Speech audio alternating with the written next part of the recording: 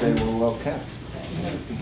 The regular meeting of the Board of Chosen Freeholders, County of Sussex, Wednesday, May 10th, 2017.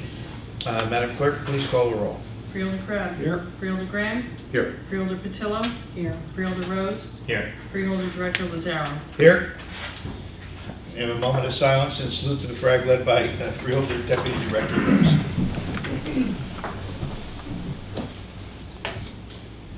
I pledge allegiance to the flag of the United States of America and to the republic for which it stands, one nation under God, indivisible, with liberty and justice for all. Thank you. Pursuant to the Open Public Meetings Act, Chapter 231, PL 1975, adequate notice as defined in Section 3D of Chapter 231, PL 1975 has been made by regular mail. Such notice being submitted on May 5th, 2017 from the Administrative Center of the County of Sussex, located at 1 Spring Street, Newton, New Jersey, to the following: New Jersey Herald, the New Jersey Sunday Herald, the Star Ledger, WSUS Radio, WNNJ Radio. It is also posted on the bulletin board maintained in the Administrative Center, where public announcement has been submitted to the Sussex County Clerk in compliance with said act. I have a motion for the approval of the agenda. I'll make a motion. I'll second. I have a motion by Freeholder Graham, a second by Freeholder Deputy Director Rose. Is there discussion?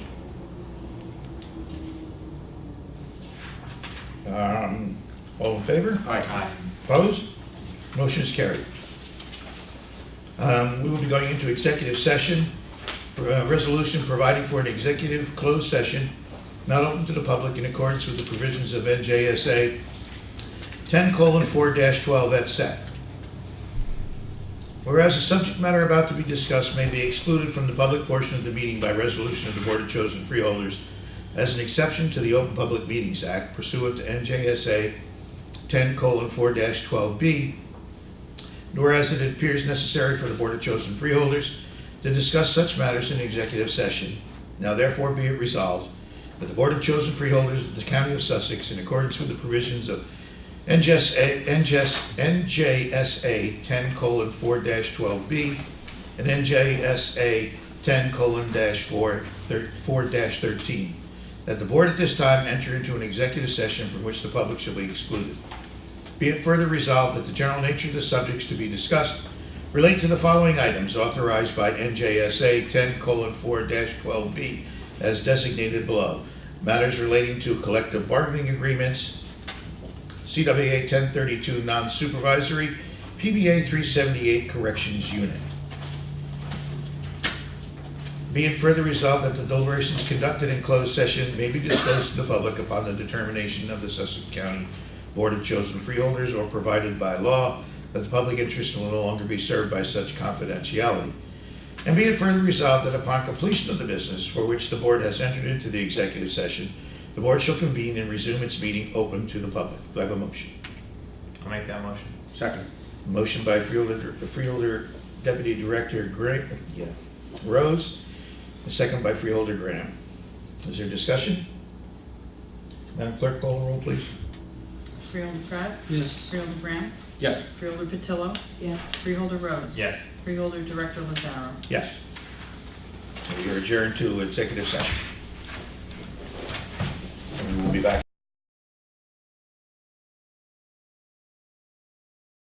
To come out of executive session, please. Motion Smell. I'll second that. Motion Freeholder Graham, second by Freeholder Deputy Director Rose. Is there discussion? All in favor? Aye. Opposed? Motion's carried. We're back in session. Proclamation, certificates, and presentations. The proclamation in recognition of May as Older Americans Month. Proclamation in recognition of May as Mental Health Month. Proclamation in recognition of Bill Bulger as a true Laker. I hope that's not a typo. No. A proclamation in recognition of May 7 to 13, 2017 as National Travel and Tourism Week. I have a motion. Motion for Freeholder Crab, a second. Freeholder Patillo. Is there discussion? All in favor? Aye. Opposed? Motion's carried. Okay, would you do the mental health one, please? We don't have anyone here on the Older Americans Month. They're all taking naps now. Where I should be. That shot without even being provoked. My first one here? Yes, you are. Christine? Yes.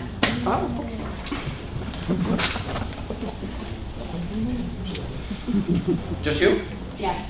Come on, tell me somebody else. Well, we have lots of people, but I don't know if you want all of them to come up. Okay. We have lots of people actually representing mental health. All right, I'm going to ask, before we even start with this, put your hands up, those people who are representing mental health. Wow. Okay, so there's quite a few people here. Did I see you? I haven't seen you in a while. I'm good. I had the great honor to be able to work with our health services, our human services department, in particular Christine and Carol Nobret and many others along the way. And there's something, it's interesting, we have a lot of people that work for the county. We have almost 600 people that work for the county. And what you find is that there are people who have jobs, and there are people who have commitments, and there are people who have passions. And everyone here, I know that everybody does, the people who work on our trucks have passions also. But I get to see people who have to experience the human drama every day. I've sat in this room, and I've watched as we go through youth services, and that all has a mental health component. I've gone to Human Services Advisory Committee. Every one of them has a component that has to do with mental illness. Substance abuse, we talk with the prosecutor. It all ties in together, and it all comes into, come over here, it all comes into the passion of the people who are willing to not just work on it on a 9-to-5 basis, but the people who take it home with them and come back the next day and says, you know what, I thought about this, and I have a little bit better idea that we can try something.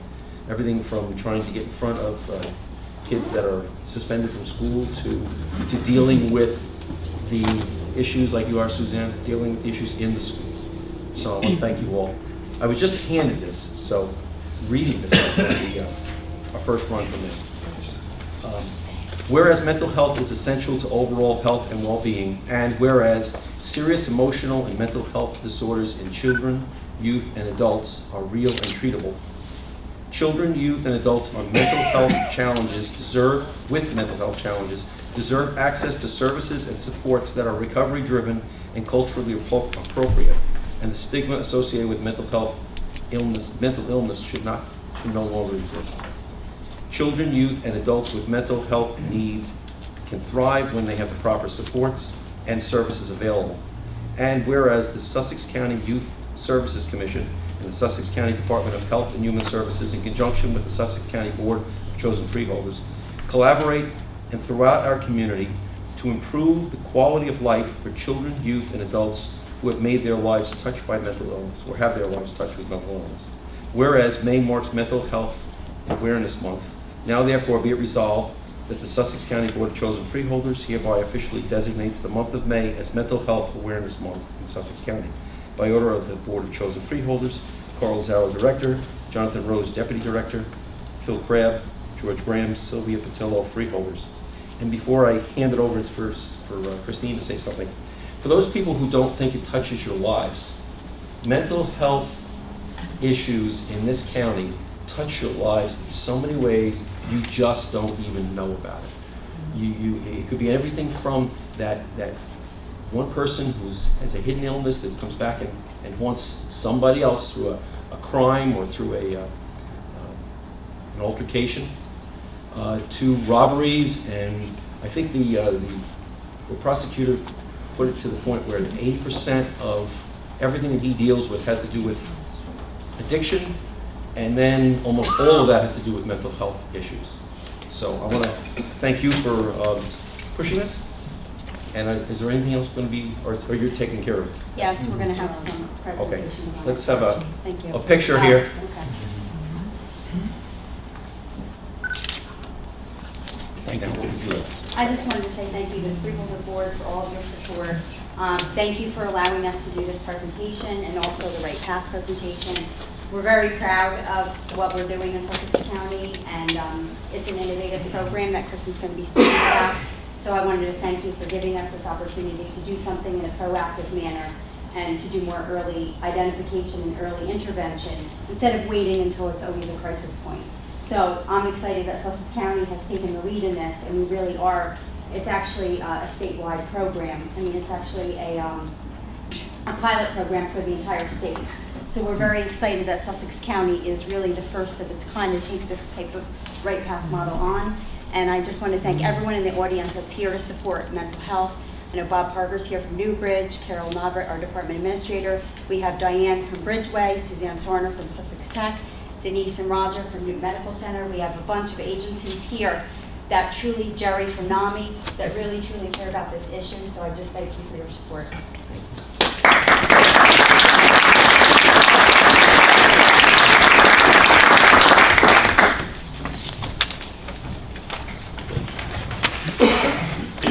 Tim?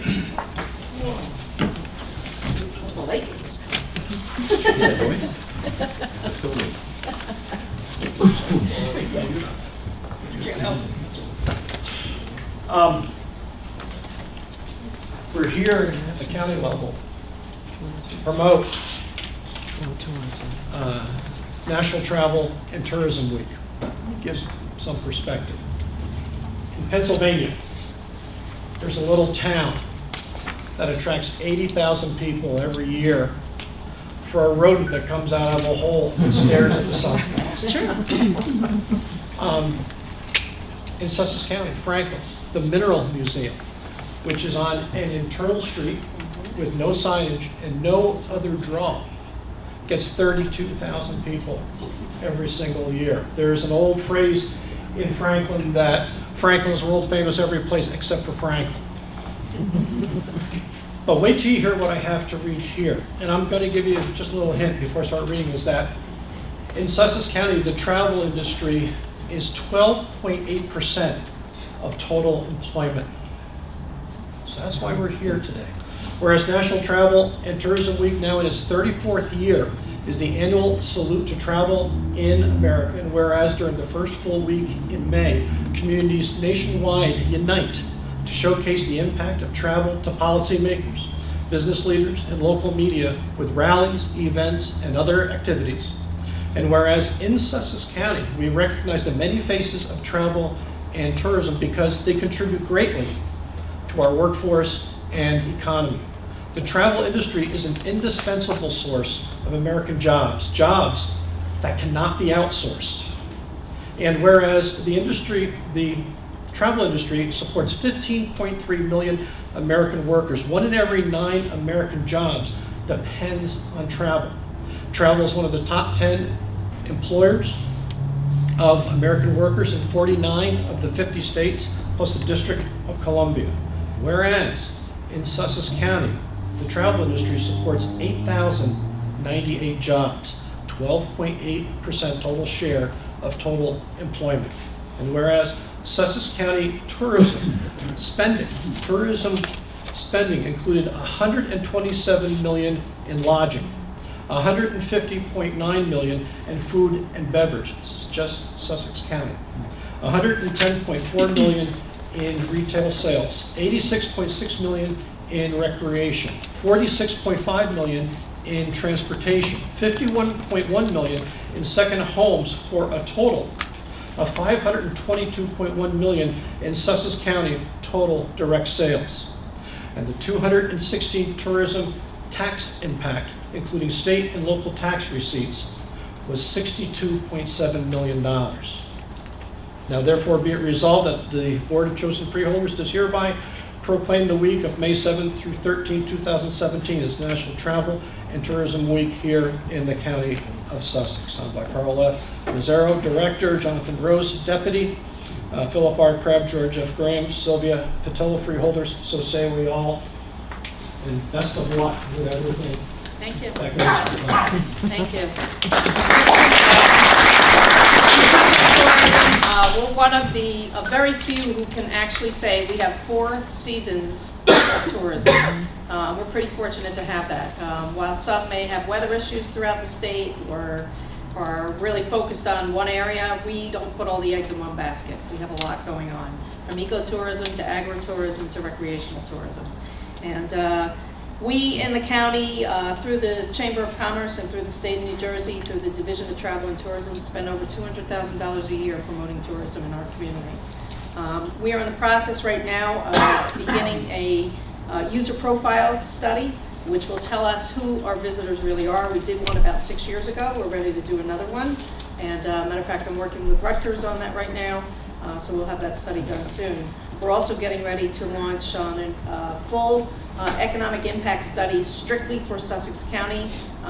We're working again with the state of New Jersey this round for that, so that we can really get a handle on all of the dollars that are coming in and out of Sussex County. I sent all of you, actually, I just had some travel writers here, and I also had a writer from the Huffington Post travel blog, also has Getaway Mavens, which is another tour show, and I also had New Jersey Meetings and Events here recently, writing stories on Sussex County. I sent you some of those to kind of get just a little look. I always forget to send that stuff to you, but we do a lot of that. And we've had a lot of groups come in, tour groups come in recently this past year, especially international, from China and from Japan. We've had tour groups come with their people from Beijing, from California, from their offices, as well as the East Coast, to come out and really take a look at what we have in our resorts and also our eco-agritourism, because the international market's very interested in agriculture. So it's been really a great opportunity for us. We do a lot of travel shows. The international powwow is coming up. It's the largest international show in the country. And I will be there, 1 out of 5 people selected to sit with the State of New Jersey Division of Travel and Tourism for the 8th year. So I think Sussex County is finally getting a little bit on the map. We'll just keep pushing for a little more money and keep promoting what we're doing. So Sussex County's, Thank you. tourism's our passion. Good stuff. Thank you. Thank you.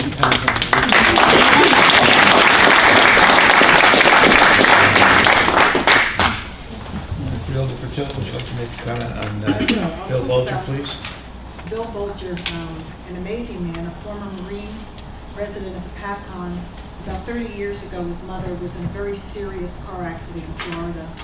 And when his family went down there, the Ronald McDonald House set them up down in the course so that they could stay there while she was undergoing treatments. She had a miraculous recovery. She wasn't expected to live. She had a miraculous recovery. He was so grateful to the Lord for that recovery that he decided to find a way to pay it forward, as they say.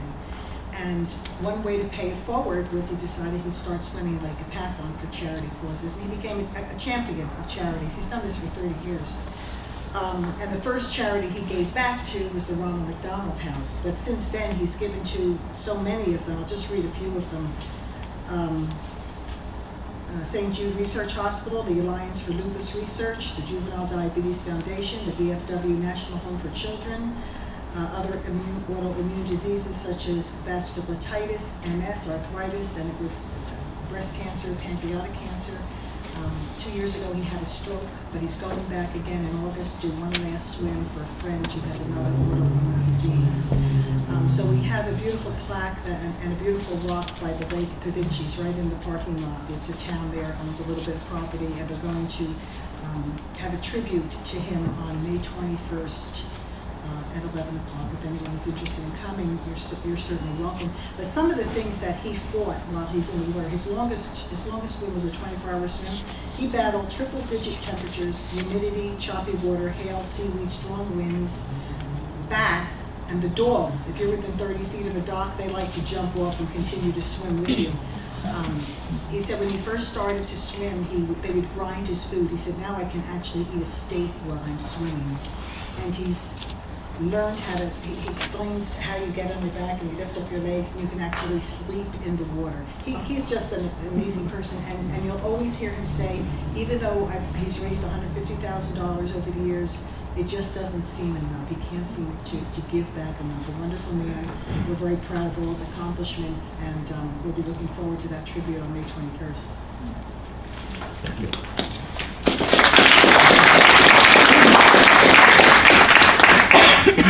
We have a couple presentations. Suzanne Sarner, Mental Health Board and Christine Tortor of Community and Youth Services to speak about the Children's System for Mental Health and Suspension Alternative Program.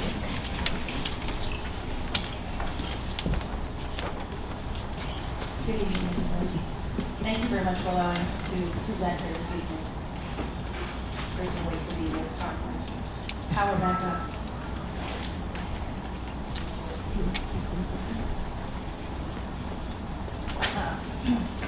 So this task force of identifying people who have been helping me, this is Denise and Christine, Kristen, and Rhea, who have been really dedicated in helping to make this task force come to fruition and to allow us to really examine mental health as it pertains to youth in Sussex County. This task force was created to delineate the needs of our youth, assess the resources available, and determine workable solutions to create a supportive network for our teens and youth.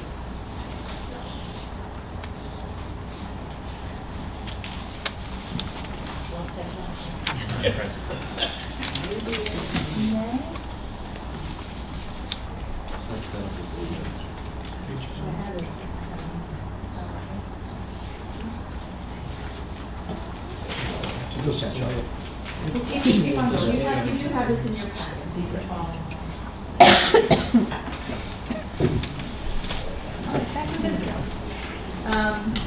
As you can see, the bullet points up there, Human Services Advisory Council, which meets monthly, does a needs assessment that occurs about every 3 to 5 years, and each assessment done in the last 20 years or so has identified mental health concerns as well as transportation obstacles. If you look at the next block there, we have about 49 private therapists in Sussex County that we were able to identify. If you divide that out with the 140,000 or so citizens we have, they each have to carry a caseload of 3,000. If you break that down into 20% of the population that we typically identify as having some type of mental health issue, that would mean they'd have to have 500 cases on their caseloads. There's very limited community-based mental health services for adolescents and youth unless they really rise to that crisis level. So this is one of the reasons why we met as a task force to try to identify how to stop that. Some of the key concerns. We know that there are young Sussex County residents in need of mental health. We know that public and private transportation is limited in our community. And we know that there are financial limitations that are obstacles for families regardless of their insurance status, because sometimes they have co-pays which prohibit them from being able to access the care that they're looking for. Secondary impacts of untreated youth. They have certain survival that Mr. Graham had identified it earlier with the proclamation.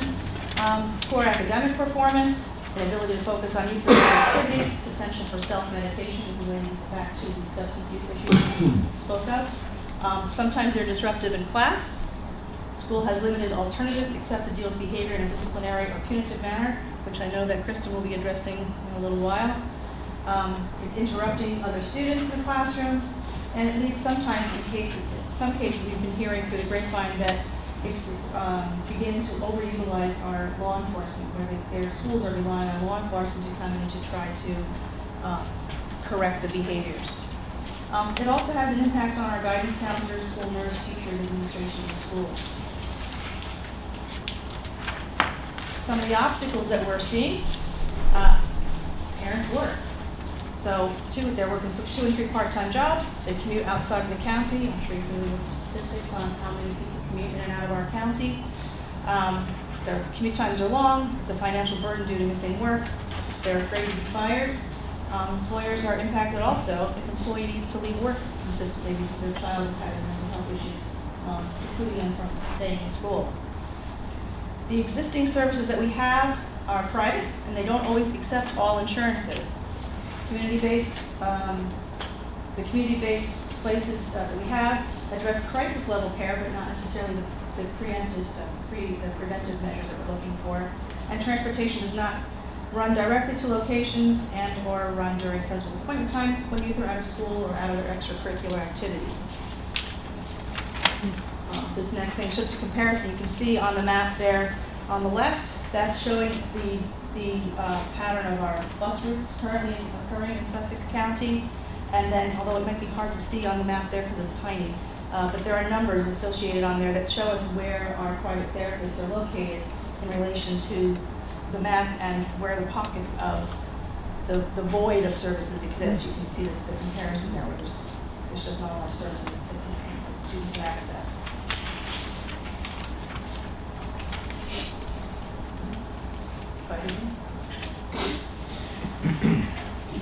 Yeah, I'm trying.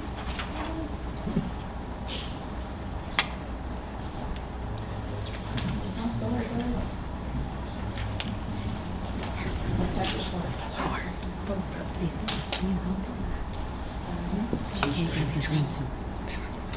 What?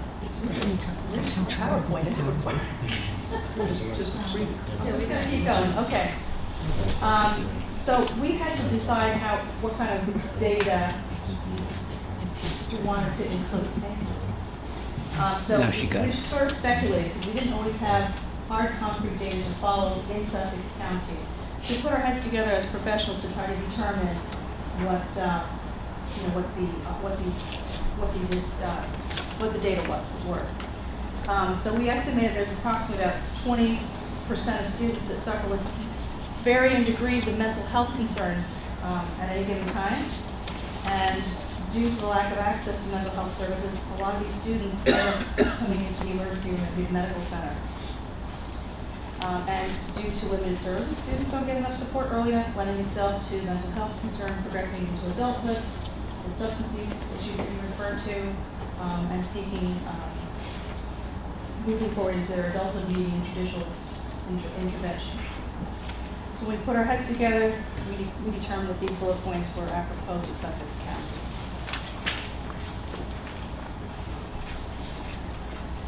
When we don't treat, okay. Just want to see if everybody's awake. So when we don't treat mental health issues, we know that they become more and more critical. And this map here, when we found this map, it was really kind of disturbing to us as professionals. Sussex County and Cape May have the highest level of completed suicides amongst youth in the state of New Jersey. So we know that this is a critical issue that we need to be addressing long before it gets to that level.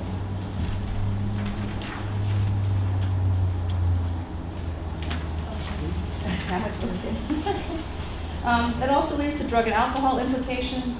There's a distinct correlation of mental illness and substance use disorders, high correlation to co-occurring untreated mental health concerns and substance use, and an increase in overdosing connected to untreated or undertreated mental health issues. So this is just a little blurb. I know there's a lot of information on there. It is contained in your packets, but it just tells you a little bit about what the costs are of not treating mental health quickly. So we know that it affects anyone. It doesn't have any, regardless of your age, your race, your religion, economic status. 1 in 4 adults experience a mental health disorder. 1 in 17 adults lives with a serious mental illness, such as schizophrenia or depression or bipolar. Of youth ages 8 to 15, 13% live with mental illness, severe enough to cause significant impairment. This figure jumps to 21% in youth ages 13 to 18.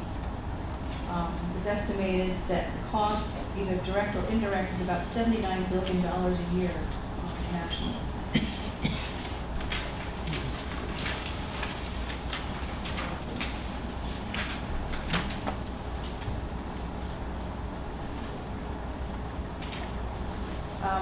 We had tried to get a sense of what was going on within our own community.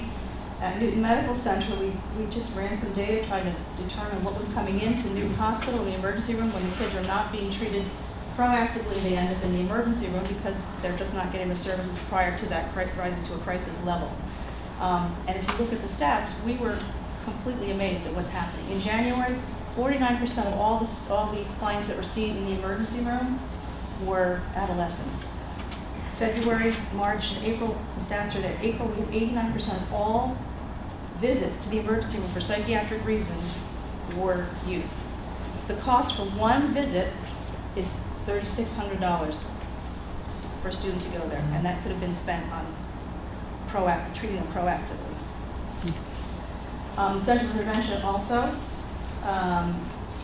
they had also given us some information. Should we clarify that while Sussex County does not have any IOPs for adolescents, IOPs do exist for adults. I just want to make sure we have that clear on there so people didn't think we didn't have any IOPs in Sussex County. We do, just not for teens. And it should also be noted that we do have a psychiatric inpatient unit for adults, but there are none that exist in our county for our youth. So if the student does rise to that level of needing that kind of care, there's nothing here in Sussex County making the students have to go to other counties. It's another hardship for parents. To visit your child in Morristown or in Essex County, it's another hardship while your child is getting the care that they need. So the Sussex County Children's System of Care, at any given time, there are approximately 765 youth per month in Sussex County receiving some form of mental health and or behavioral health services through the child system of care, which is the next level up. It's the level of when they've gone from needing preventive care to now needing reactive care.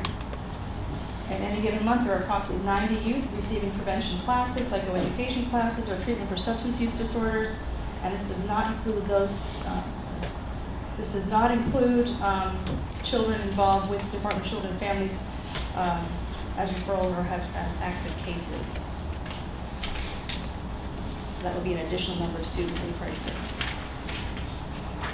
So before you think this is all doom and gloom, we actually did some thinking outside the box, and I thought we got pretty clever in trying to come up with some ideas so that we don't come here to complain or just present problems, but to offer some real bona fide suggestions of what we think might be usable information for our county, for our community. The use of, sorry, there we go. So as a task force, we wanted to address the problems facing our citizens, especially youth, as it pertains to accessing mental health care. However, it was even more important that we brainstorm ideas that are workable and realistic to our community's geography and culture. It is our humble opinion that these options to be considered demonstrate collaboration between the county and its municipalities, maximizing positive networking. So we thought we could investigate the use of telepsychiatry, shared office space or site sharing, and using municipal buildings or schools where we could have therapists that are in the community come and use areas in towns that are not necessarily receiving private counseling options. And those buildings which are not being used in the evening would offer free counseling space for the therapists and easily accessible by the citizens of those towns. Same thing with the schools. They could do that in the evening or after hours where the students would be able to access the services right on site and then just need transportation home by a parent. The other option we discussed was in-school counseling. I actually run a program called the School-Based Youth Services Program where we do in-house outpatient mental health support for our students right in the school. And this has had tremendous success in our community. We've been there for 30 years. So we know that that concept works. We'll be inviting therapists to come into the school systems to be able to set up shop during the school day. The school would just have to provide them space. And they can come in and they would be able to bill the students directly. In an ideal world, the school might even have some type of money set aside for the students who don't have insurance or are underinsured, where they could maybe have a stipend of sorts for that therapist and an incentive for that therapist to come to the school to provide that service. So we did have a couple of ideas there, so I'm hoping to take advantage of them, promote them a little bit. We encourage you to ask questions about these models in the hopes that they can begin to be implemented or that they generate more thinking outside the box. So I want to thank you for allowing me to present, and I want to again address my Youth Support Task Force and give you my gratitude for your time. I know it was all volunteer. There was no reason for you to have to be there except that you have a passion for the same things and wanting our youth to get the services that they need in a preventive and timely and accessible way. And okay. Just a question, is there any state money available for the counselors? It would have to be looked at by a grant writer. At this time, the programs that I run do not have grant funding available. That does not mean that there could be foundations or other options that are out there. Yes. I was at an NJAT, New Jersey Association of Counties meeting last month, And while we were there, we were talking about the fee-for-service providers. And one of the key elements that came up is that we just don't have that many people in the county that would even work for it. We don't have counselors, we don't have psychiatrists so much. In fact, John Bonanni, who's the administrator from Morris County, in fact, you were there, right? You were there, we got to talk about this. And while I had made a couple of comments, mostly stole everything right straight out of your playbook. And the freeholders from Cape May and Cumberland both came up to me and said, let's somehow or another connect because we have the same problems. And it's the same thing. It's the transportation network, the lack of service, and the fee-for-service aspect works it out to the point where if somebody is not, it doesn't have it available to them, it doesn't even matter how much money you have available, you can't get to the person anyway. Correct, and that's what we're finding here, and that's the fee-for-service is something that we will address probably at some point by the Human Services Advisory Council as it starts to roll out in July. But the telepsychiatry is something that I think has to be advanced up here, even if it's having somebody else in the room, maybe a nurse practitioner who's in the room at the same time. But I think there has to be something that allows people from Morristown to be able to treat somebody who has an issue up here. We did look at that, so it still provides somewhat of an obstacle in that you have to be, the person still has to be able to get to an office where there's somebody in the room with them. So the transportation piece is still somewhat of an issue. It's not off the table, I just think it needs to be examined how you can make it work. So it's definitely doable, but it's going to be some, again, thinking outside the box to be able to make that approach. And why it's particularly valuable what you're doing, because you're, for those who don't know, Suzanne is based at Sussex Tech. So this is the only school in the county that has this type of service available to it. But you, Christine, did you speak to the superintendent of schools? Yeah, what I wanted to also bring up was in terms of the whole family engagement piece, which is something we deal with all the time with our services, is how do you engage the family? So we've been looking at the data and the tracking in terms of if you're making stuff available in the schools or in other type of avenue that's more accessible, we're seeing an 80 to 90% parent agreement rate where they're signing off for these services to be done. Versus when you're doing it in another type of model, you're really losing that parent engagement. So we are hoping that this will go further than this, and we're hoping that we can keep exploring to kind of do like a mobile concept instead of expecting everybody to come to one office, seeing if there's some type of mobile outreach or working with the schools where we can have services throughout the county and then work maybe partnering with municipalities. There are some counties that already do this type of work, but the schools who have larger budgets put some money aside because they did an analysis and it was way cheaper to treat the students in their school than to spend all this money traveling outside of school. And you're sending lots of students to get to outside services and outside schools. So it really was a budget decision for other schools. But I do know in the state of New Jersey, there are other schools in other counties that are doing this. So we're hoping that with your support and with the community support and maybe schools and municipalities, we can move this forward. Thank you. Thank you very much. Thank you.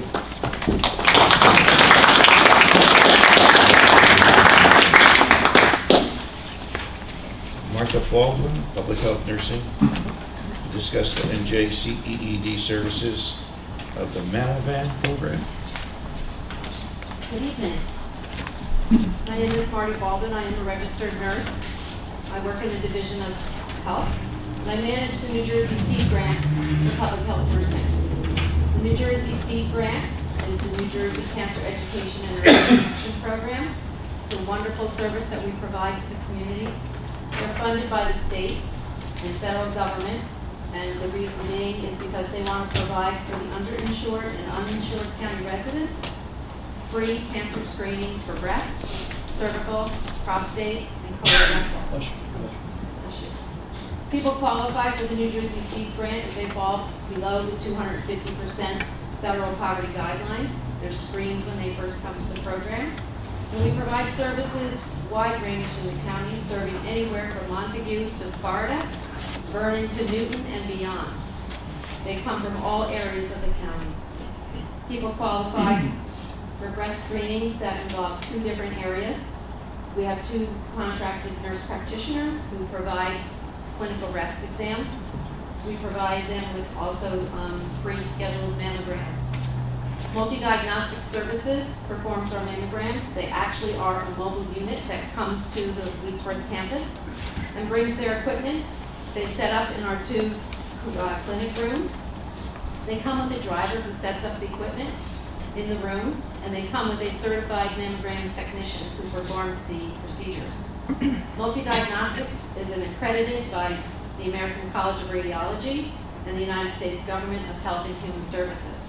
They're certified as a mobile mammogram facility, and they are reimbursed for their mammogram services based on the current 2017 Medicare rates at $173.73.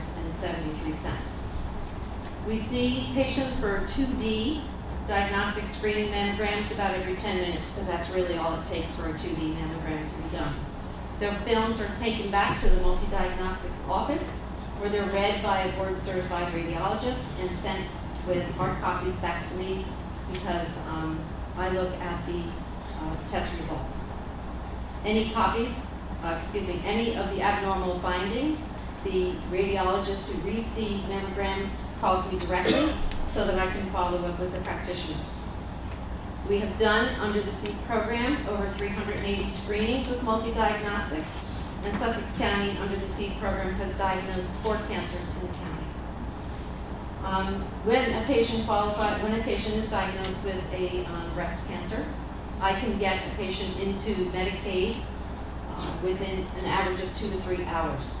We put them directly onto the cancer website with them, and we also transfer them right to Sparta Cancer Center, if that's where they choose to get their cancer treatment. Remember that men can also get breast cancer. 10% of our diagnosed breast cancers are men, so it is important for a self-exam.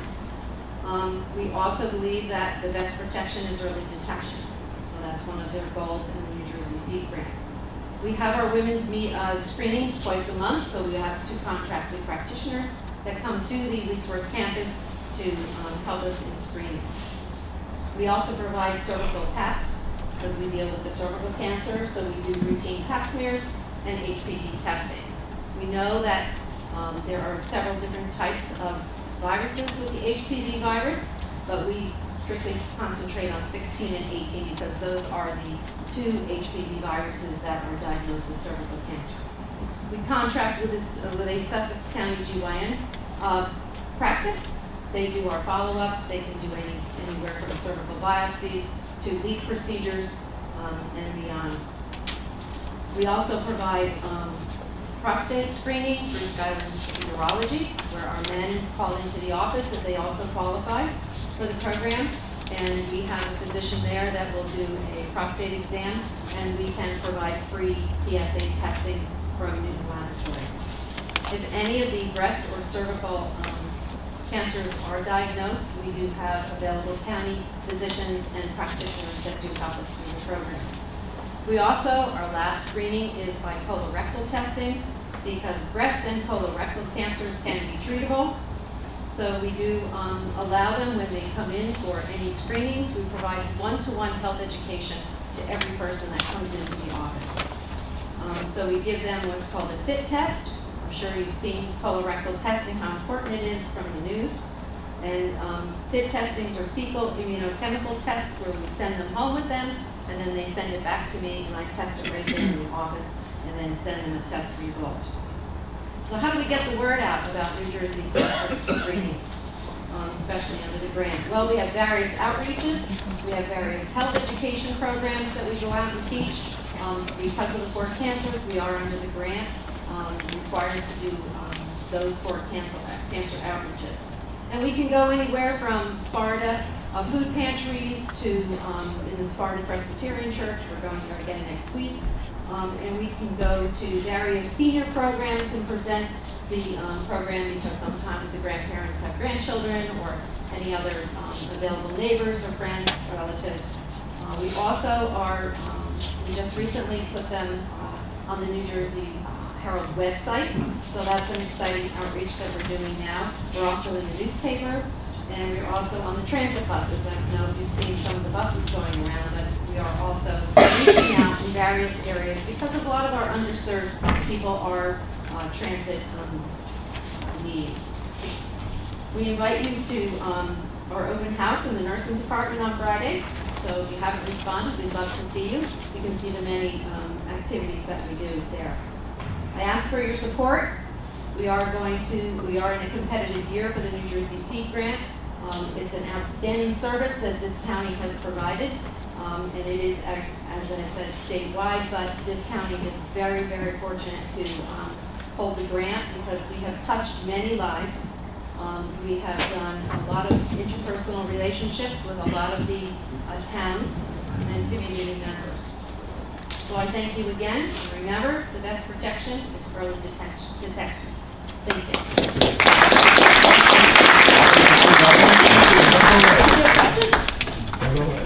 Yes. Go ahead. Carol Nobert's in the room? Yes. All right. Are you coordinating to cross-promote? Because I know we have a table at every single event, every single town day, every seniors club gets a visit. Are we actively working to utilize that message at every place we go? Absolutely. I am pleased to report that all 3 of the 4 divisions are working along with Marty and trying to promote the Mantle Band and other activities. In fact, I know she's meeting with Senior Services tomorrow morning. She will be talking to the social workers on Monday in social services and also working with community youth services. And what about our monthly phone calls? Yes, she is going to be the lead on the next monthly phone call. No, we didn't have anybody call in last time, so I was there. Well, and that's an issue. I think we have to push more on that. But we have a monthly phone call where every town is encouraged to have somebody of note, whether it be their administrator or their clerk or somebody, call into the health department and discuss the issues that are going on in the county. So, Yeah. What's the charge for the service? There is no charge. Say that again? There is no charge. There is no charge. It's free. Last Free week, our last meeting, I raised this issue at great length because our numbers are down this year than they have been in previous years. People are not taking advantage of this service, which is very, very valuable. It costs a lot less to provide this service than it does to treat the problem. And the problem sometimes can become deadly. So that it's so important that people take advantage of this. It's there for the residents and the people of Sussex County to jump on and utilize. Now, this summer brings all of the community days, Byron Day, Freedom Day, whatever. Freedom Day is June 10th. Call them, get over there. There are a lot of women over there and a lot of men over there that come to Freedom Day, and they should take advantage of this. And that's a perfect place for you to be because people are there. And I might as well just go and do it. And you'll get some advantage there. But I just can't stress the importance of taking advantage of this situation because it takes hold of you. That's a real problem. I just signed up for Harvesting Day in September. So yeah, I'm looking forward to that. Thank you. Thank you very much. Thanks for all you do.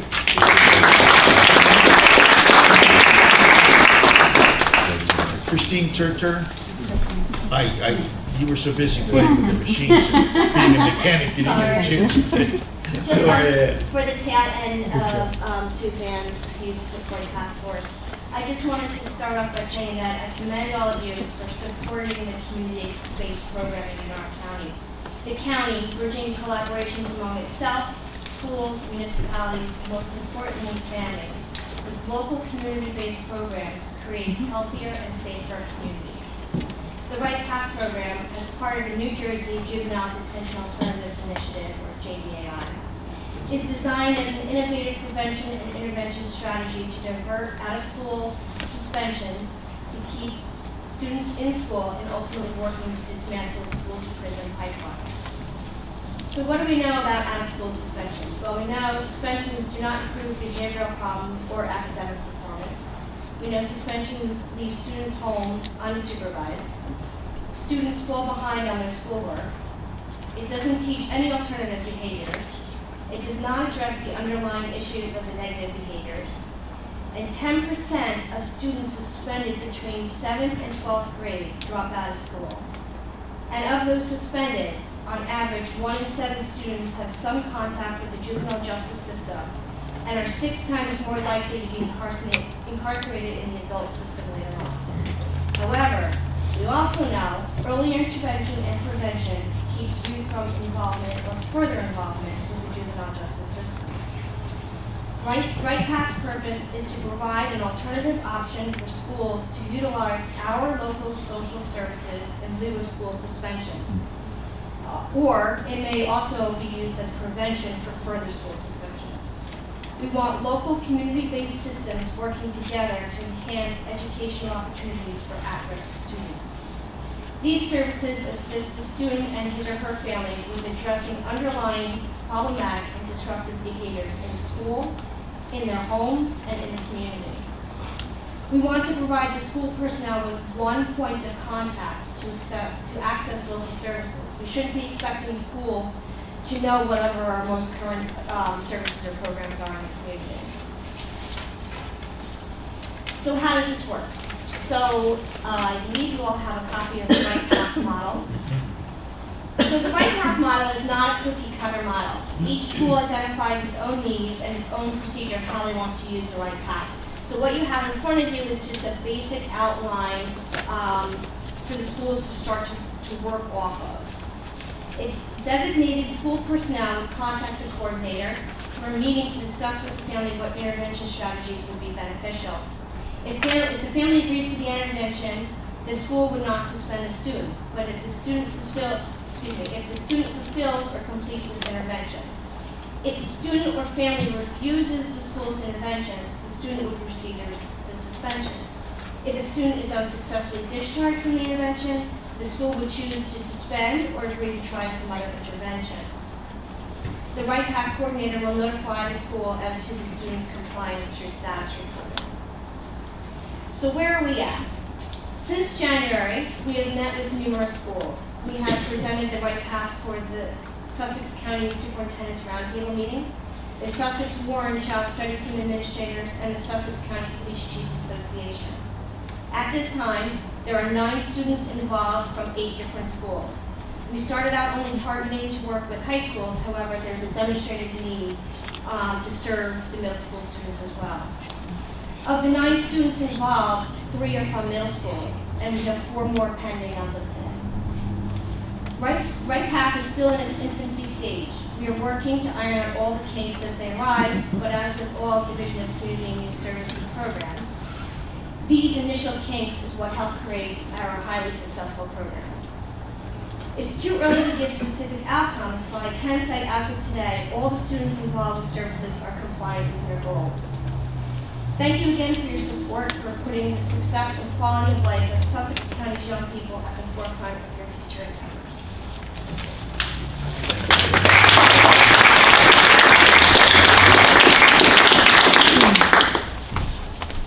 Okay, moving right along, public hearings, we have none.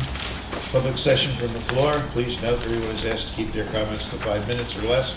Only address issues regarding agenda items. Please state your name, spell your last name, and state your municipal residency. Do I have a motion for opening public session? Motion open. I'll second. I have a motion by Freeholder Graham and a second by Freeholder Rose.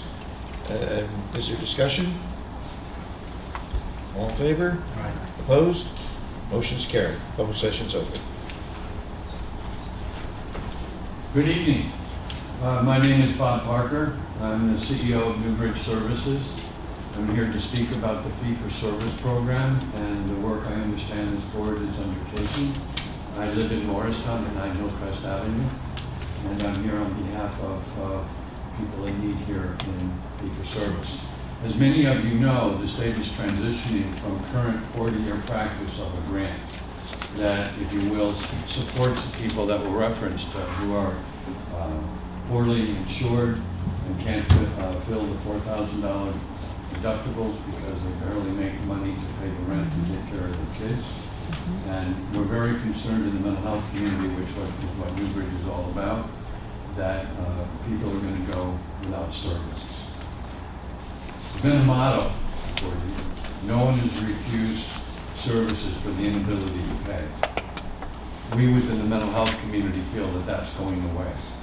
And the reason that's going away is because of a new system called fee-for-service. We now become a business. And you have to be in front of me so that I can bill for your services. And people with persistent and chronic mental illness miss 20 to 30% of their appointments because 3 o'clock Tuesday could be Wednesday at 4 o'clock in their month. And to go after them to make sure they get the medications they need, will no longer be billable. And as a business, without income, I can't run. So I'm going to have to shush you away. I'm going to have to close your case, which is going to create chaos within this county and every county in the state of New Jersey. The other thing I want to mention, besides the fact that many of us are going to be reducing staff, we're consolidating offices at Newbridge, we're cutting back every way we can in order to balance our budget. That's okay for me to do, because I don't really care how I run my business. What I care about are the people that are not going to be able to achieve service. And that's really what we need to be concerned with. How did Newbridge come into Sussex? The County Mental Health Board advocated with the state of New Jersey about the chronic need of services for people in Sussex County. First, and I've been around for 40 years, about 25 years as director working with the state. First time in my lifetime, because of the work of the Mental Health Board, the director over the Division of Mental Health came into this county and said, "We hear you. We're going to put out a bid for $300,000 in order to support the services that we clearly hear you need." In addition, this very generous board provides about $65,000 out of this county's tax dollars to support mental health services. I think all that you've heard today is about mental health and the importance. But to think about the state came in and said, "We're giving you $300,000," that doesn't happen when organizations that are funded by the state haven't had an increase in over 6 years. And again, I credit the Mental Health Board that you have appointed. It's an amazing accomplishment. The problem under fee-for-service is that $300,000 goes away unless we earn it. And the only way we earn it is if we can keep you in treatment if you need it. And the only way we can keep you in treatment if you need it is to be able to do the case management, where we make sure you're going to make your appointment, that we reach out to you when you don't make your appointment. And then what about the working poor who don't have insurance and need a house and can't get to us because of the transportation issue? They're not going to get help. So I want to just encourage this board to continue its pursuit on the education around the fee-for-service. And I see that one of the resolutions that you have coming up supports the idea of fee-for-service, which, by the way, the organizations like Newbridge want to do fee-for-service. We want to pay, but at the same time, get paid. But at the same time, for those people who can't pay, we want to be able to serve. The motto, "No one has refused services who do not have the ability to pay," is going away. And that is an absolute sin and a disgrace by this state, in my humble opinion. Thank you very much. Can I just mention? Please. Our fight to get the correct service in place and that all the things that you had mentioned take place started with Karen. And Yes. she wrote a beautiful outline so that the senator could understand, and he brought it down to Trenton, and I believe there was a unanimous vote by our legislators to have the governor review all of the issues associated with that letter. And I think this is just the beginning of the battle to fight for this. The resolution that we're going to pass tonight not only goes to the governor, but goes to the other counties. Isn't that great? All right, so hopefully the counties will begin, that this is the catalyst that starts everybody to become aware that we have to go down to Trenton, we have to fight for what we need. So I want to thank Carol for bringing it to our attention and for starting the whole process. And this county's in the forefront. This county's in the forefront on securing the services you need for your kids and your adults. You're one of the few counties that is actively working on this issue. Sussex is in the lead on mental health. And I think that that is to be recognized and appreciated. Because many counties put it over here to get the importance of the 1 in 4, 1 in 5 people that are affected.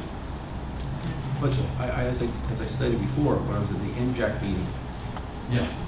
there are a lot of counties that don't understand it the way we understand it, because in the case of Morris County has Morristown, Dover, Susquehanna, that have more services there. Somerset County has a lot more services there. When you go to the eastern counties, there's services in every town. So we are in a unique situation, and the problem is that we are in the minority, population-wise and county numbers-wise. But again, you've won. You've won. Your voice is heard. You've won. And what I would like to see this county do is win again, because this county cares about its people who are hurting. And it's demonstrated, and Jerry Dougherty is going to speak from the family member perspective. Some of us have family members that are ill. What if my family member doesn't get in to see the doctor? And I have to, hate to use the word, but I have to put up with them because they're not taking their meds. This is really a crisis, and I appreciate his comments. And you're right. This county, I mean, northern Sussex, north and central, I mean, you guys are spread out, and it's really difficult to get services out there. My dream, if I ever get the money, is to create a mobile mental health unit that can go up to the upper ends of Sussex and serve people out of, if you will, a treatment unit. That is not unheard of. And we need to do more, and I'm sorry, I'm over my 5 minutes. But Thank you very much. Thank you.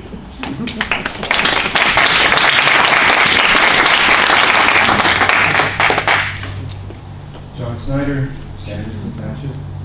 I have a comment on consent agenda item E. I would like to ask that that be removed from the consent portion of your agenda and be dealt with individually. I've read some articles in the paper and I'm having trouble trying to follow.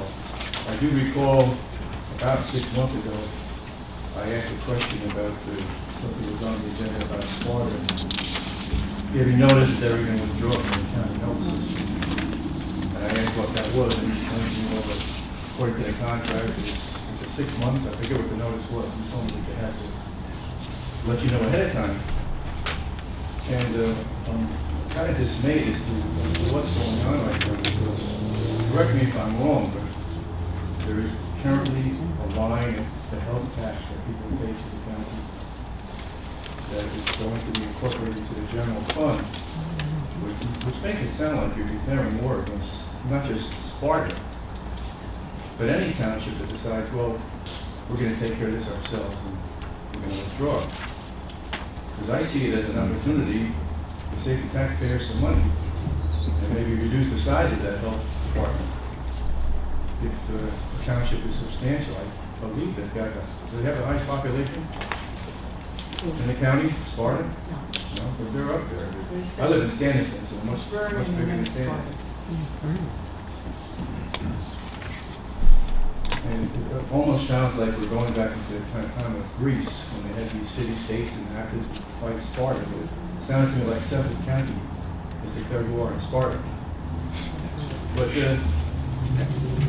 That's not well, but it doesn't sound right to me that I know, but that's not the way to solve a problem is to take what was a separate health tax and put it into the general fund. And now any township that wants to withdraw, You can still withdraw. but you're not going to save any money. That's the part you're still being taxed for.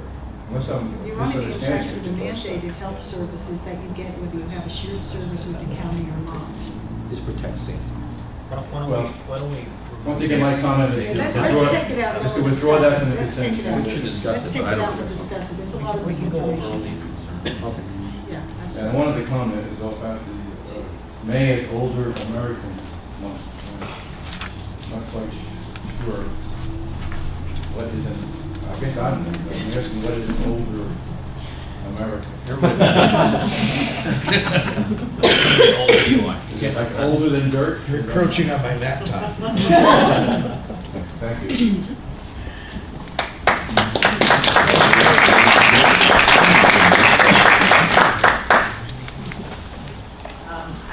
all right if I bring the conversation back to Bring the mental microphone health? down. My name's Jerry Doherty, and I live in Sparta at 32 Maple Tree Lane.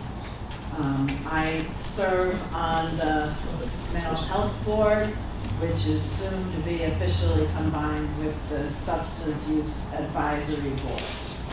I'm also the parent of an adult son who has struggled with very serious mental illness and psychosis. He's struggled for 10 years or more. And I'm happy to tell you that in great part, thanks to the treatment services he received from the Sussex County mental health agencies, he has achieved recovery. You can never say you're cured from mental illness, but you can recover from mental illness, and he works full-time helping other people with mental illness now. So I want to thank the Board of Chosen Freeholders for taking the time to study the very complicated issues related to the switch to fee-for-service reimbursement for behavioral health services after 40 years of having a contract-based system in New Jersey. And I think that other county freeholder boards would be concerned about the issues that Robert Parker spoke to if they understood the complexities. It takes some time, right, to figure out what is this fee for service and understand it. So I really appreciate the Freeholder Board having put in that time.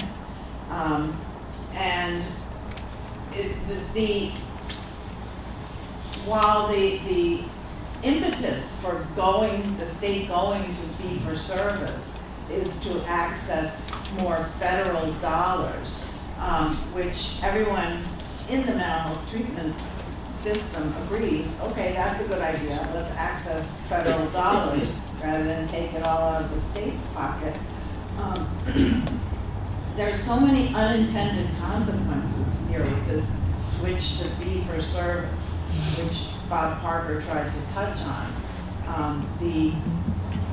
The inability to reimburse for the many human interventions that people who work for mental health agencies, that the hand that they reach out to the people with the mental illnesses. My son works in a program called RIST at MHA Morris. And that program requires a lot of driving to the client's homes, and maybe the most immediate need of that client is to be taken to the grocery store that day. And that type of thing can no longer be reimbursed because it's not a direct treatment. Maybe with being able to work up a treatment plan that teaches life skills, they'll find ways to reimburse, but there's so many unintended consequences, and it's going to take a long time to iron these out so that we can avoid the people losing services. And so that's why I'm really happy to see that the freeholder resolution about the fee-for-service calls for a safety net to be in place. And ideally, if that was in place for the first year of the transition, then there would be time to discover what some of these unintended consequences are and work them out and make sure that it didn't result in people losing services. I know the people in Sussex County who work at these mental health agencies. I've gotten to know them personally, and they work really hard. They're not just worried about their paycheck, they're worried about the people that they serve. That's their primary worry with fee for service. So as you have, I'm sure, looked into some of the negative consequences that will result can be increase in very costly ER visits if people are underserved because these agencies have to cut back on services. Increase in costly inpatient psychiatric admissions, increase in homelessness, increase perhaps in incarceration rates in our jails. That's why county boards of freeholders need to be paying attention to this switchover that is happening. If there's nothing nefarious intended with it, it's a matter of unintended consequences, I believe. That's my understanding of it. So there is a bill coming forward in the Assembly to look at providing a fiscal safety net for the agencies for the first year of implementation. And there's already a bill passed by both houses of the New Jersey legislature on the governor's desk for an oversight committee to be watching and looking for what's not working well and what can be corrected. But it's going to take, I mean, there's nobody sitting, that committee hasn't been formed yet. The committee has to be formed. The governor has to make the appointments. It's going to take them a long time to learn the issues. So it's going to take at least a year for that oversight committee to figure out what needs to be tweaked in this fee for service. So 2 issues for the state legislators to think about, and maybe with your input, they'll be thinking about them more, are the fiscal safety net to make sure that in the first year that the agencies don't lose so much money that they go out of business. And from my relationship with Robert Parker, who's at that wonderful small agency, it's a big agency, but in Sussex County, it's a small office for outpatient treatment.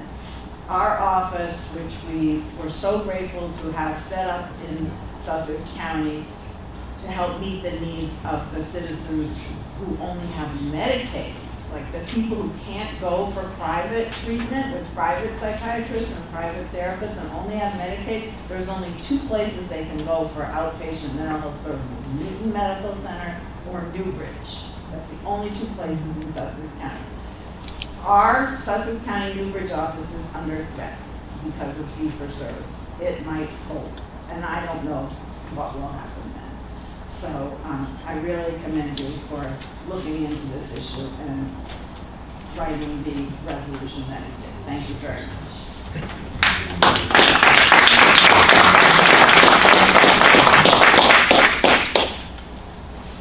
What else? Motion to close. I'll second that. A motion to close by Freeholder Graham and a second by Freeholder Rose. Is there any discussion? All in favor? Aye. Opposed? Motion's carried. Okay, Freeholder comments?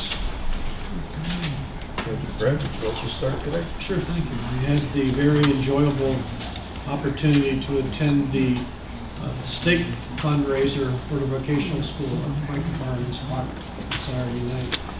As politicians, and as many of you have too, we go to a lot of beef steaks. And some people have said more like beef.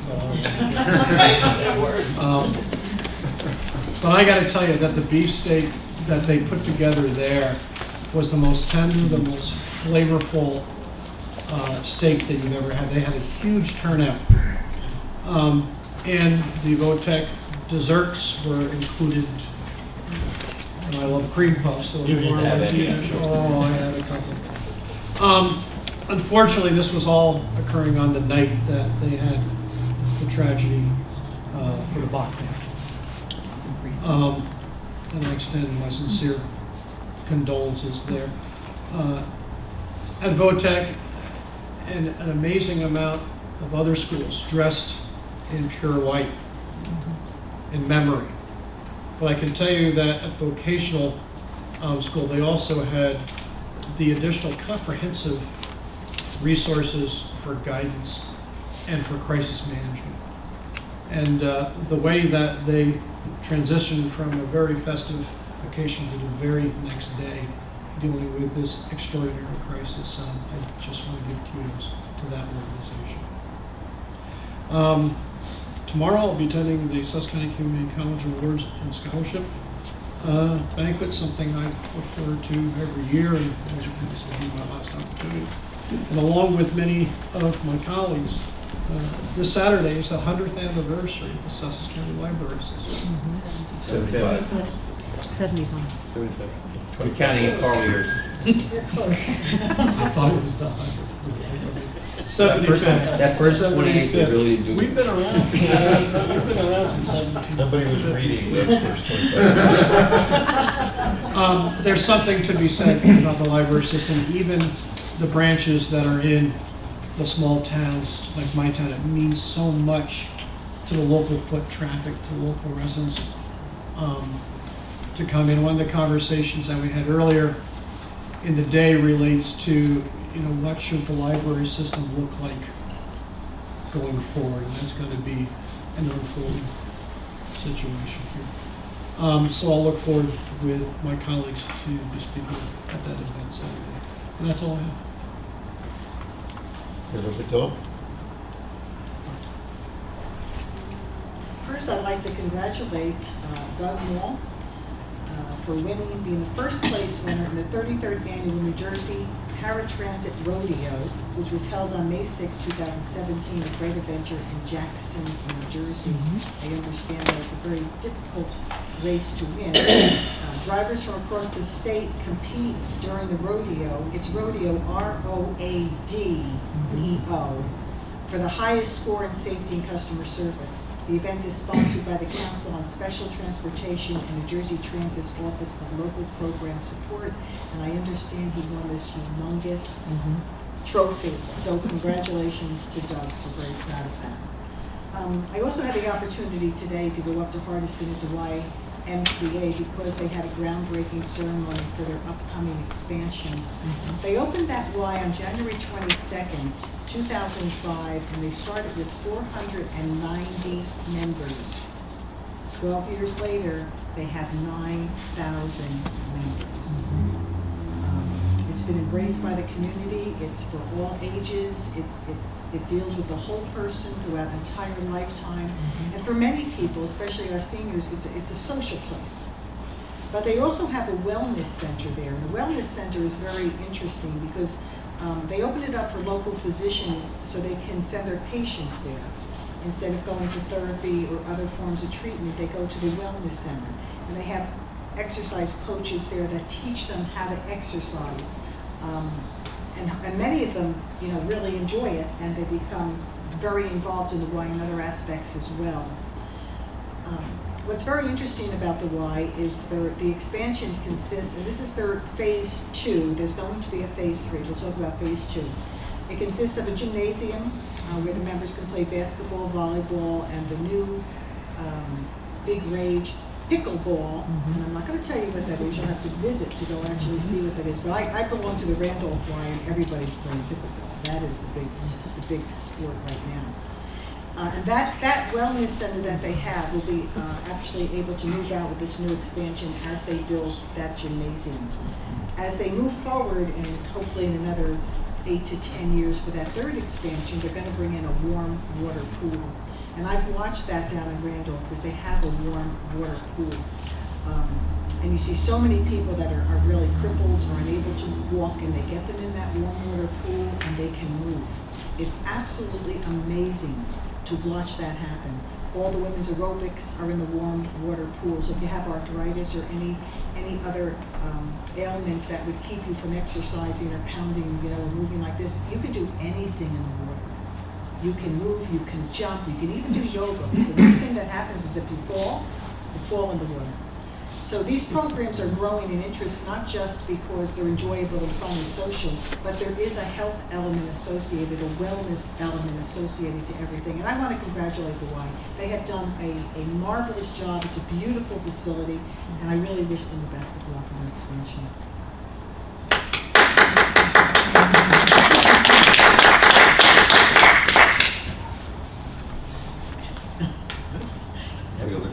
Never got it.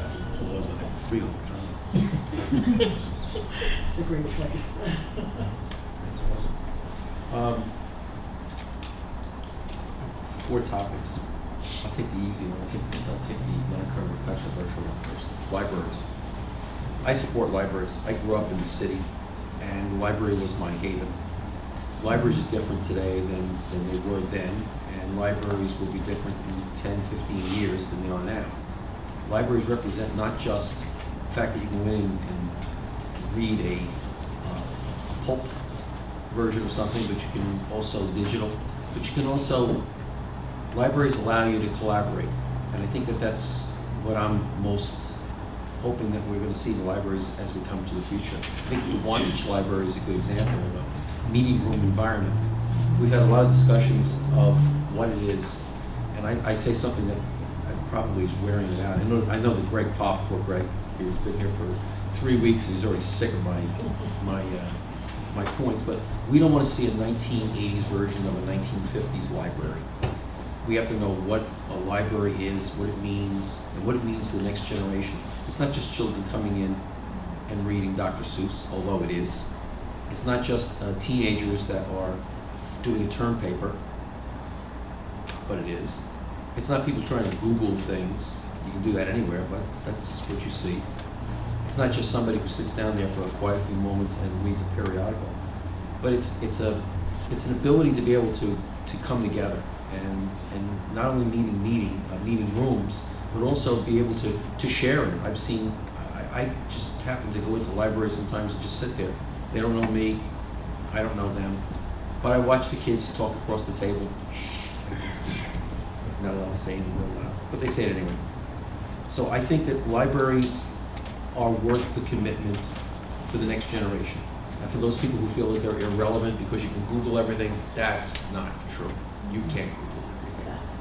You can't feel the drama that comes out of a book all the time without going and reading it right straight from the book. And we give that ability from the very youngest children all the way to the oldest people. I heard a couple of great suggestions. I'm not going to reveal what they are, but some people who are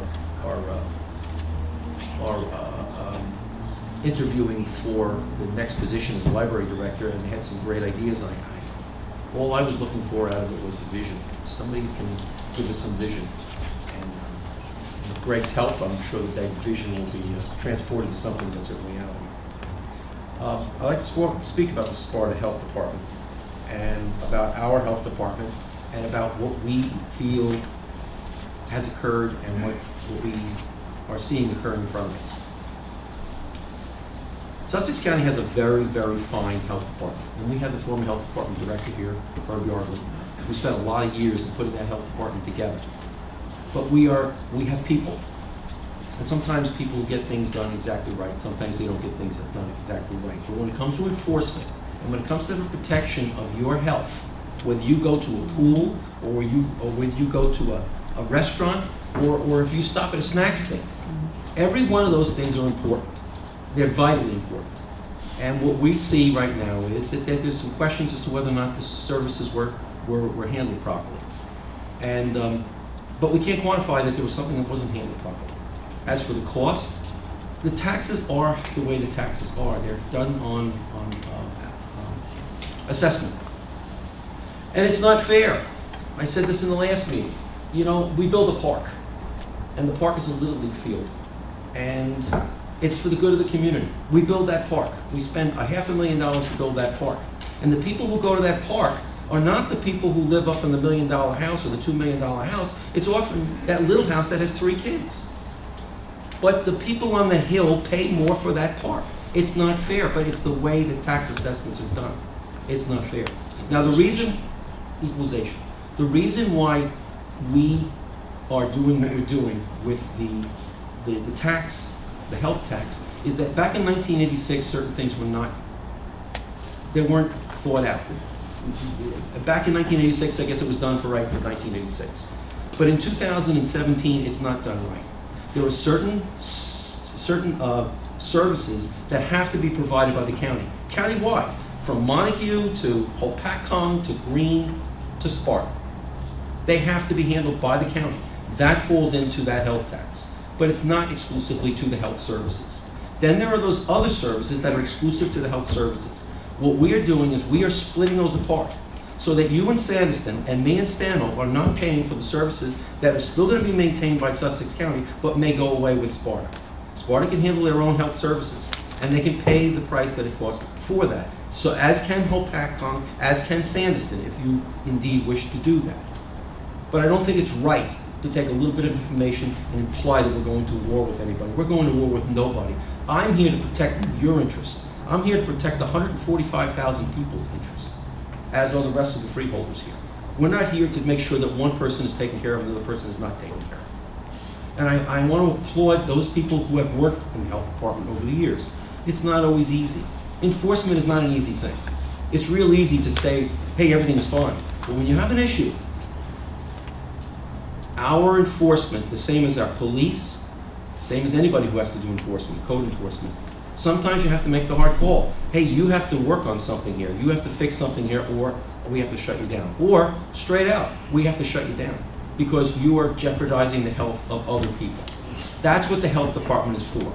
We don't interfere, and we will not interfere in what the health department does in terms of their enforcement.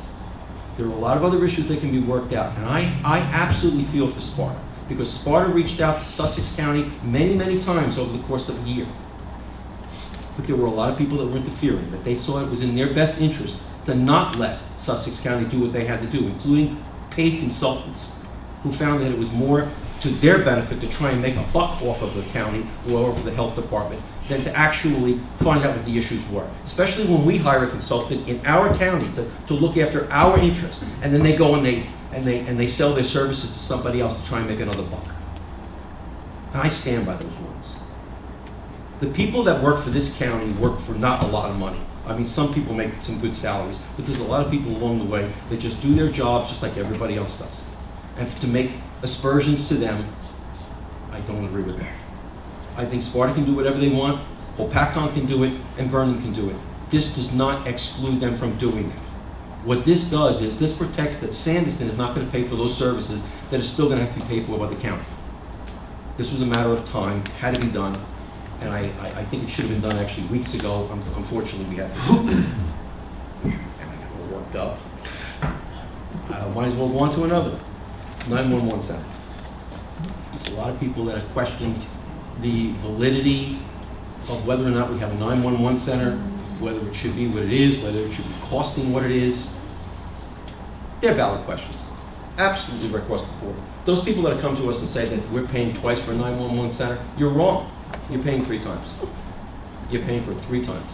You're paying it for it in your municipal taxes, you're paying for it in your county taxes, and you're paying for it every time you have a phone number. The state has taken all the money that's become out of it, and I estimate over the past 10, 12 years, about $12 million has been taken and does not go to our 911 services. But that is a reality. There's not much we can do about it. I'm sorry. Okay, I'm on a roll. I'm going to ask the board here to truly consider that sometime in July that we can have an airing out of where we stand on the 911 center, what it's costing, what it really costs, why we think that next generation services are going to cost a lot of money and they're going to affect certain municipalities much harder than other municipalities. This was not gone into years ago because we wanted to put some towns in jeopardy versus other towns. The reality is that we were told that under 65,000 people, you're not available for any grants. And I hate the word grant. Grant means I'm going to take your money from you in taxes, and then I may give you some of it back. That's not the way this should be. We are taxed a certain amount of money on 911 services in our phone numbers. Those taxes should be returned to the county. And I call on our legislators to push this. Because when I went down to NJAC, we were told flat out, ain't gonna happen. It's not gonna happen. That money's already gone, and nobody's gonna try and get it back. Oh, but we can increase the tax by another 99 cents, and you're not gonna get any of that either, but you might get a little bit. This is what we encounter here. It's a frustrating experience sometimes to try to take the fight. The same way as anybody who's been an elected official in a little town to try and take the fight to a county or try and take the fight to the state. Well, we're doing the same thing and trying to take the fight to the state. Now I'm going to lighten up a little. Sorry for the intensity. Greg Poff. God bless you. Mr. Poff has been here for 3 weeks. He has, he's been a welcome, refreshing welcome to this county. He's handling things methodically. He's handling things, but he does get worked up like I just did. He does get worked up. I want to thank him for being here, and I want to say that I applaud your efforts over the last 3 weeks, and please stay for at least another 3. Can you answer those other 2 questions about this one question? Well, we're going to answer that. We'll discuss that separate Yeah. discussion. That's all I have. Sorry for the Thank you. the intensity. Mr. Rose. On May 4th of this year, I had a meeting with Dr. David Zuckerman, who's a dentist in the county, and William J. Marshall from the New Jersey Institute of Technology. These 2 gentlemen want to put a drone program together in a Trinket Airport in Green Township. They want to partner with SCCC, Sussex County VOTEC, the charter school, and other high schools in the county to create a feeder program to NJIT. And the NJIT, through the quote-unquote New Jersey Innovation Institute, of which that's specifically where William Marshall works, want to set up what they call a 2+2 program, 2 years at a community college, meaning SCCC, and 2 years at NJIT, and then possibly a certificate program for drone operations. So they're very much in the infancy of this thing, although they are backed by NJIT. I told them I would get them in touch with John Connolly, the president of SCCC, Gus Moodla from VOTEC, and possibly in touch with the superintendent's roundtable through the county superintendent. So I just wanted to inform everyone that's going on. It's very much in its infancy. We'll see where it goes. That's it, Mr. President. The drone certificate? Correct, yeah. So there's 2, you can operate drones under 2, the FAR regulations, federal regulations for flight operations. So there's 2 sections you can operate drones under. So the certificate program would possibly include getting one or both of those certificates. The New Jersey Department of Transportation is also talking about requiring a certificate or something to do operations within the state. And then on top of that, there may be like a what you may call like a mini degree program where they just receive a certificate.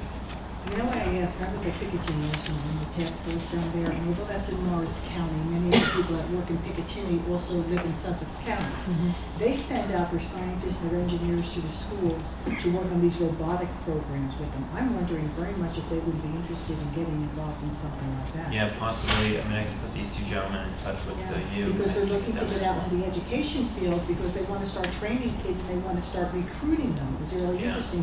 Now that all this money, there's billions of dollars in this budget now, the federal money coming into Picatinny for robotic research, and now they're able to hire again. They had a hiring freeze for simply forever. So everything is changing there, and they do want to go out and get into the schools and colleges, so that might be something. I'll talk with you offline about that. They might be interested. And then, of course, Trinket Airport is owned by Green Township, and there's a building on there currently leased out, but there's kind of potential to, they could be in talks with this if this program expands to take over that program. Trinket is a grass runway, and so it's not very good for larger airplanes, but it may be perfect for the drone program, and then located right off of Route 80, so it's centrally located. So we'll see where this thing goes, and hopefully they're successful. That's Mr. President. Thank you very much. Well, you guys stole all my thunder. I had a teacher when I was in high school. I can't remember what I had for breakfast, but I can remember Mrs. Potter. I don't usually look back. I always look ahead. It's just the way I am. But for some reason, the last couple of weeks, I look back and I realize it's been 50 years since I got involved in drug treatment. This month is the 50th anniversary of my ordination. I look back and I can't imagine all the time that's gone by and all the things that have happened. Mrs. Potter taught me that the library was one of the best places to go whenever you needed anything. And I remember the Dewey Decimal System and flipping through the cards, little 3x5 cards or 2.5 by 3.5 cards, to find the book and then go back and find it on a library shelf someplace. And then I was a great fan of Zig Ziglar. And Zig Ziglar's famous statement is, and when I go to these schools to do the readings for the children, which I love to do, it's great fun. I was at Wantage last time and I did a story on baseball, which I think I had more fun with than they did. But I tell them the same thing, and I tell every child that I meet what Zig Ziglar taught me years ago. You are the same person today, 5 years from today, except for the books that you read and the people that you meet. And it is true. And his last comment was, they will change you. And they do. So I laud our library as it grows and it changes with the times and becomes a different place, but it's still the library. And you can still go there and get whatever it is you need. Someplace in the library it is. And I have a set of Encyclopedia Britannicas if anybody wants it, because I have a wife that knows everything.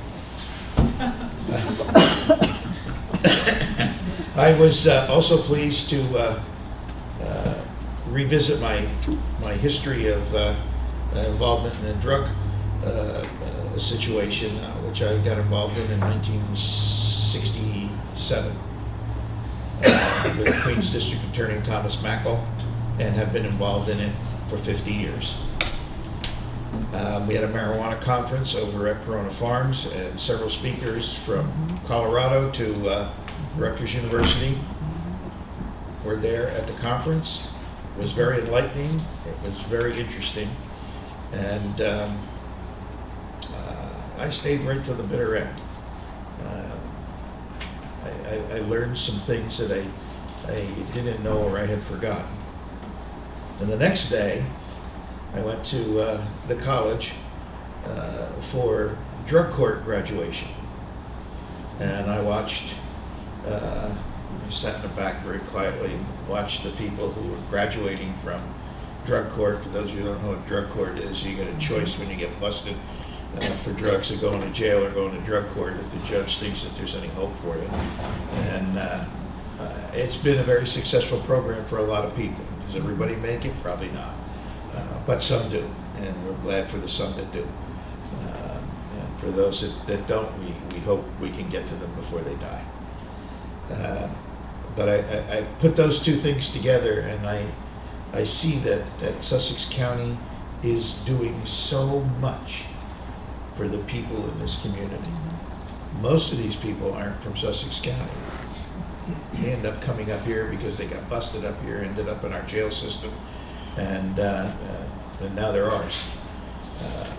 And these programs are beneficial to them. I was also happy to see at the marijuana conference that there were representatives from several of the schools that sat there and participated in the activities of the whole day. And I suspect that they will go back and report to their schools the things that they've learned. Things have not changed much in 50 years. When I started this 50 years ago, we had a program for every clergyman in New York City through Queens College, and through funding with AT&T, we ended up doing programs all over the United States and the U.S. Virgin Islands, teaching teachers in the educational system how to handle drug problems. This went on for several years. It was a good program. The curriculum was excellent. People weren't ready for it then. Well, if you're not ready for it, now you got what you got, because we didn't take advantage when we had the chance, and generations of children have gone through this. Some have made it, some have not. We've watched them die, we've watched them struggle through recovery. It's a real serious problem that we have to stop, and we have to now take advantage of it. A lot of people disagree with me, but the people that have to be worked with now are the kids in the elementary schools. Those people that are already in the system, it's hit or miss. I want those children who aren't in the system yet so that they never get there. And that's where the work has to be done. I also attended a tribute to women. This is the month of the women, I guess. It was 30 years ago this month that women were first admitted to Rotary International. The Tribute to Women was a program that was put on in Sparta by the Boy Scouts of America that honored several women who are in several different disciplines and businesses, social services, EMS, etc., and honored them for their service to the community. And that was a wonderful experience to meet them and see them. I traveled from there up to Vernon, to the Vernon Seniors Program, and we awarded the Senior of the Year in Vernon. And I you know, it's really amazing every time you go to one of these seniors things. These are some of the folks that are so active in the communities, that do the volunteer work, that are out there every day doing something. You know, if they're able to move around, they're there. They don't sit home and then watch The Price is Right or whatever. They're out there doing things. They're out there serving their community. And it was great fun to be there and share this time with them. I also attended the groundbreaking ceremony for YMCA, and that was a wonderful event to see how that place has grown and all the things that they do to serve the community. Again, you know, when people say there's nothing to do in Sussex County, I look at them and I go, what are you, nuts? We got everything up here. People come from all over the state to come up here. And we got people walking around going, nothing to do here. There's everything to do here. You name it, we got it. And if we don't got it, it ain't that far away. And that's what makes this such a great place to live. George said most of what can be said about the 911 situation. I started this, very close to this, and been close to it for quite a while since it started. I'm appalled, absolutely outrageously appalled at what the governor in this state has done with the money that was allocated from our telephone bills to the 911 center. The next generation 911 is a crucial move in the 911 system. When 9/11 occurred, we were supposed to create a unified communication system. We have failed miserably at doing that, and there is no reason for it. We will get it done, one way or the other. And if you want to jump on board, bless you, jump on board. If you don't, well, you don't. But we have the best in the state. It's a tremendous system. And if you haven't seen it, go up and see it. You're more than welcome to go up there. They'll give you a tour of it. You can see what it's all about. It's an opportunity that you should take advantage of. I'm going down to the NJAC conference tomorrow. I'll be there for a day and a half. And one of the two things that I hope to do is to attend the 911 conference that's down there and find out just what's going on. And the roads and bridges, we're active and moving. Repaving is being done. Bridge 07 in Ogdensburg has its sidewalls up. Branchville is getting a paving program in streets following their sewer program. And the Roseville Bridge is in full swing again, and it shouldn't be too long before they bring in the arches, and that will be an interesting thing. Finally, I would just like to make a comment and a tribute to a gentleman who has been in Sussex County for a good portion of his life and passed away this week. Mr. Willard Clem, who was the farmer in Waterwheel Farms in Freedom Township. Willard was a good friend of mine. He had a brief illness and he passed quickly, for which I think we're all grateful. But he was a gentleman, he was a gentleman farmer, and he was a genuine good man. He has a beautiful farm, Waterwheel Farm, and he opened it up to almost everybody who wanted to come there. Everybody had social events there, wine and cheese events, events for the hospital, for hospice. Hospice sits up on the hill overlooking Water Wheel Farms, and he made that possible for hospice to be built there, and he died there, overlooking his farm and the Kittatinny Mountain Range. And I told him all this while he was alive, so I don't feel bad about saying now, thank you, Willard, for all that you did for Sussex County. That's all I have.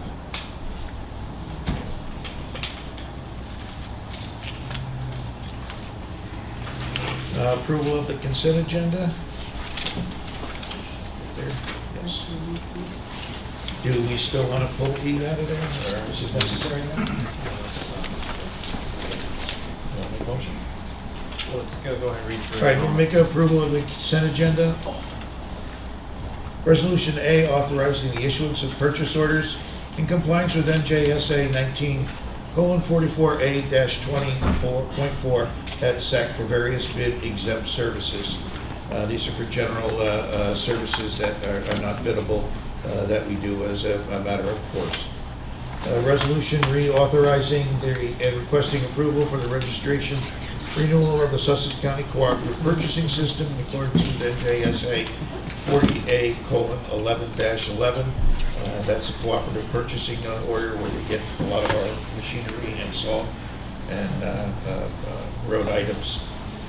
Resolution authorizing the County of Sussex Office of Purchasing to make purchases directly from Somerset County Cooperative Pricing System number 2, SOCCP.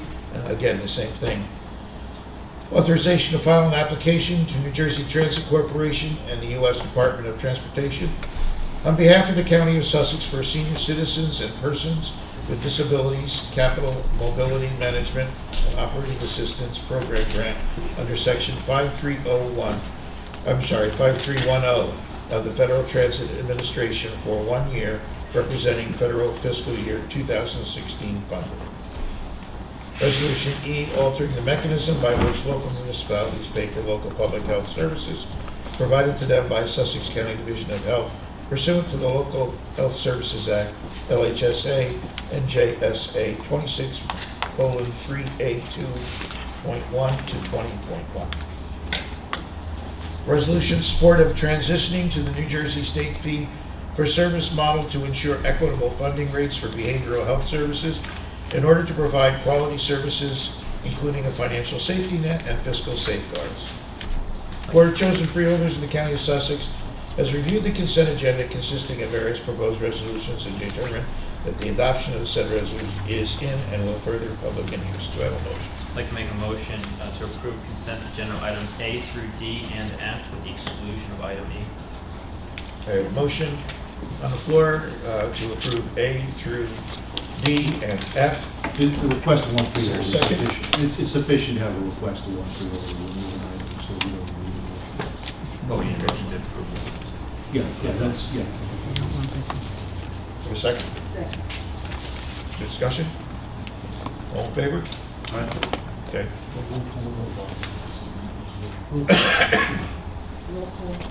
Oh, we have a roll call vote. All right, call the roll, please. Freeholder Brown. Yes. Freeholder Graham. Yes. Freeholder Patillo. Yes. Freeholder Rose. Yes. Freeholder Director Lazaro. Yes. Okay, we have I'd like to make a motion on resolution E. I'd like to make a motion to approve consent agenda item E entitled Resolution Regarding Altering the Mechanism by which Local Municipalities Pay for Local Public Health Services Provided to Them by the Sussex County Division of Health pursuant to the Local Health Services Act, LHSA, NJSA 26:3A2.1 to 20.1. Have a motion, is there a second? Second. A second by Freeholder Graham. Is there discussion? I could probably start off and then turn it over to you as to what happened recently.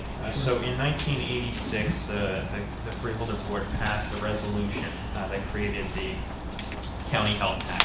The county health tax was envisioned to cover only those items that were not required by state law that the county provides. So in other words, the county services for health would be provided in two parts. There would be a part paid for out of the general fund that would be for all of the services required by state law that the county provide. And then secondarily, there would be a second part, a tax that was to each town that participated, that was for the services provided that the towns are required to provide under state law, and that the towns had requested that the county provide instead. This was done because 2 towns at that time were not in the county health, were not utilizing county health services, and they were still paying into it. So it was actually the opposite situation as we have today, where everyone is in, one is potentially talking about leaving. Unfortunately, in the intervening years from 1986 to now, all of the county health services have come under the county health tax, and so there's no split right now between payments. So there is the portion of the county health services that are required, that the county is required to provide under the state law, are not paid out of the general fund. They're paid out of that county health tax. What this means is that if a town were to pull out of the county health tax and not pay, they would then be still receiving those portions of services that the county is required to provide, but not paying for them. And so when a town like Sparta looks at the number and says, well, that's very high, we can provide services for less than that, what they don't realize is that there's 2 costs baked into that very high number. The one is the portion that the county needs to provide, whether or not we want to, because it's required by state law, and the other portion is the portion of services that are provided because the town has requested the county do so. So, with this in mind, and knowing that Sparta was interested in potentially pulling out, the Budget Committee this year looked at the possibility of, again, going back to what the 1986 resolution originally envisioned, which is, under the general budget, those services that are required to be provided by the county would be paid for out of the county under the general fund. And the only portion of those services that would be paid out of the county health tax would be those services that the towns have requested that the county provide to them. So again, bifurcating those costs back into the portion, and that way, if a town were to remove itself, they would only impact the other town's taxpayers by the portion of the services that they are no longer utilizing, instead of no longer paying for the services that they would still be utilizing, because they're required by state law for the county to provide. Unfortunately, and this is where Mr. Poff can pick up, there was an issue with the state regarding our budget, not regarding the concept. That's correct. Thank you. So what took place was as Deputy Director Rose has indicated, is that the budget that the county introduced contemplated this partial dissolution of the county health tax. The county, unlike municipalities who have to have their budgets reviewed by the state once every 3 years, the county is required to have its budget reviewed by the state every year, and in addition to the review, there is a subsequent approval that the Division of Local Government Services will provide prior to the Board of Chosen Freeholders being able to adopt its annual budget. The county was advised on April 24th that the approval from the Division of Local Government Services would not be forthcoming in regards to this issue of partial dissolution of the county health tax. And as a result, a decision needed to be made as to how the county would proceed. The state indicated that if the county wished to proceed under this scheme of a partial dissolution, that it would require back and forth between county council and the Deputy Attorney General that represents the Division of Local Government Services to determine how, in fact, the county had proposed this and whether or not the state would ultimately give its approval. It was clear if that choice was made, it would have impacts upon all municipalities within the county in regards to the striking of a tax rate for this year, and subsequently cause the issuance of estimated tax bills at additional cost for the municipalities having to get the tax bills out in July. Then what took place is a decision needed to be made as to whether the county health tax would be rolled all into the general tax levy, or whether that portion that was determined to be rolled into the tax levy be removed out of the general tax levy and put back into the county health tax. And it was the direction of the Board of Chosen Freeholders, just as Deputy Director Rose has pointed out, in an effort to be equitable to all municipalities within the county. The determination was made that the budget should be amended to include all of the monies that were in the county health tax to be rolled into the general tax levy. And as the Deputy Director had indicated, the conditions that existed back in the late 1980s have not existed for some time, as currently all municipalities within the county receive both the county mandated Environmental Health Act programs, specifically focusing on pollution control and emergency response, but also to receive what is defined under the law as local public health services from the County of Sussex. And so the Board of Chosen Freeholders at its last meeting of April 26th adopted a budget amendment resolution calling for the complete termination of the county health tax and incorporating that those revenues and expenses into the general county tax levy and setting the public hearing on the budget amendment for the May 24th meeting.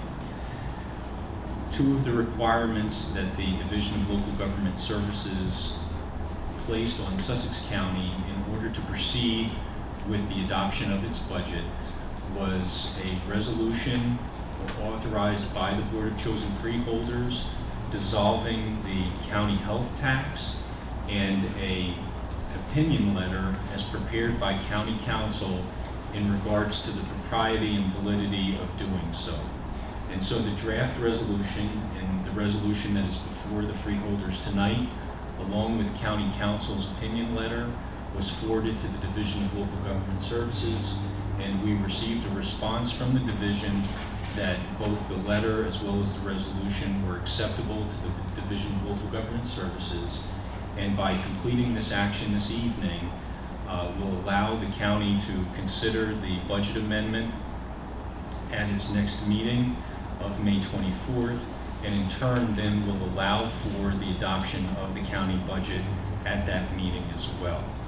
I am pleased to report, I was going to report later, but since we're talking about this, I had the pleasure of meeting with Mayor Gibbs and Deputy Mayor Hertzberg earlier this week, along with Steve Levinson and Bill Close.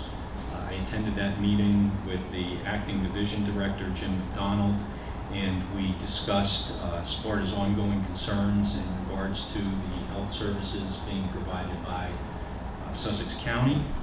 And there were two items as we concluded that conversation that afternoon. There's an outstanding OPRA request filed by Mr. Levinson for a variety of information as it pertains to the county health tax and the operations of the Division of Health.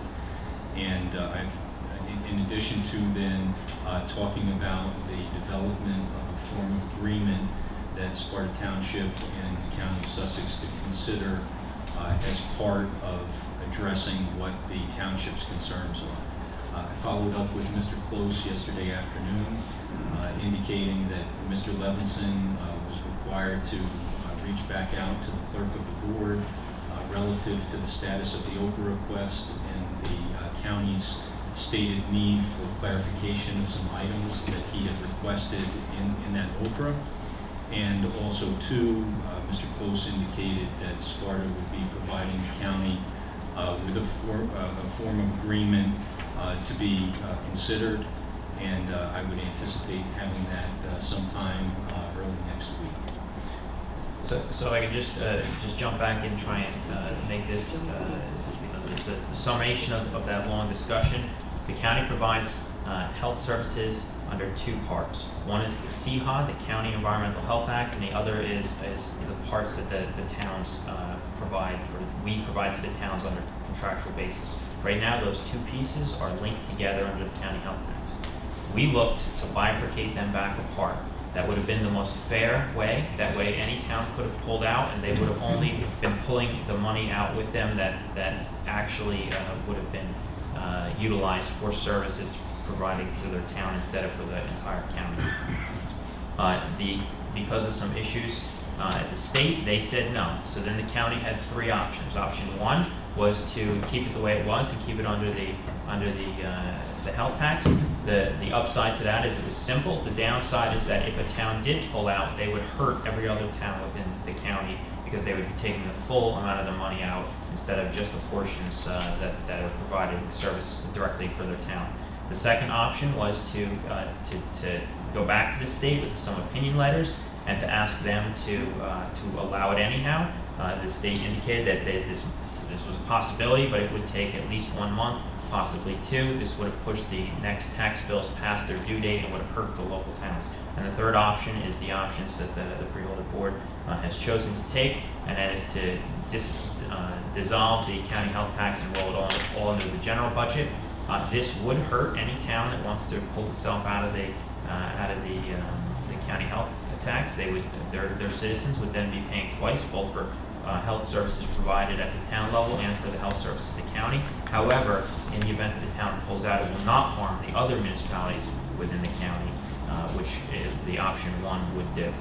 And Deputy Director, if I may, the county's decision to dissolve the local health tax in order to facilitate the adoption of the county's 2017 budget does not preclude the county from considering a reestablishment of the county health tax at some point in the future, and in fact as early as next year, if a municipality decides that the services to be provided by the county no longer meet their needs, and then we will be going through a process similar to this next year, but again, making sure that it's fair to all the municipalities within Sussex County, as those county mandated services under CHA will be left in the general tax levy, and only the expenses associated with the provision of the local public health services would be removed from the county's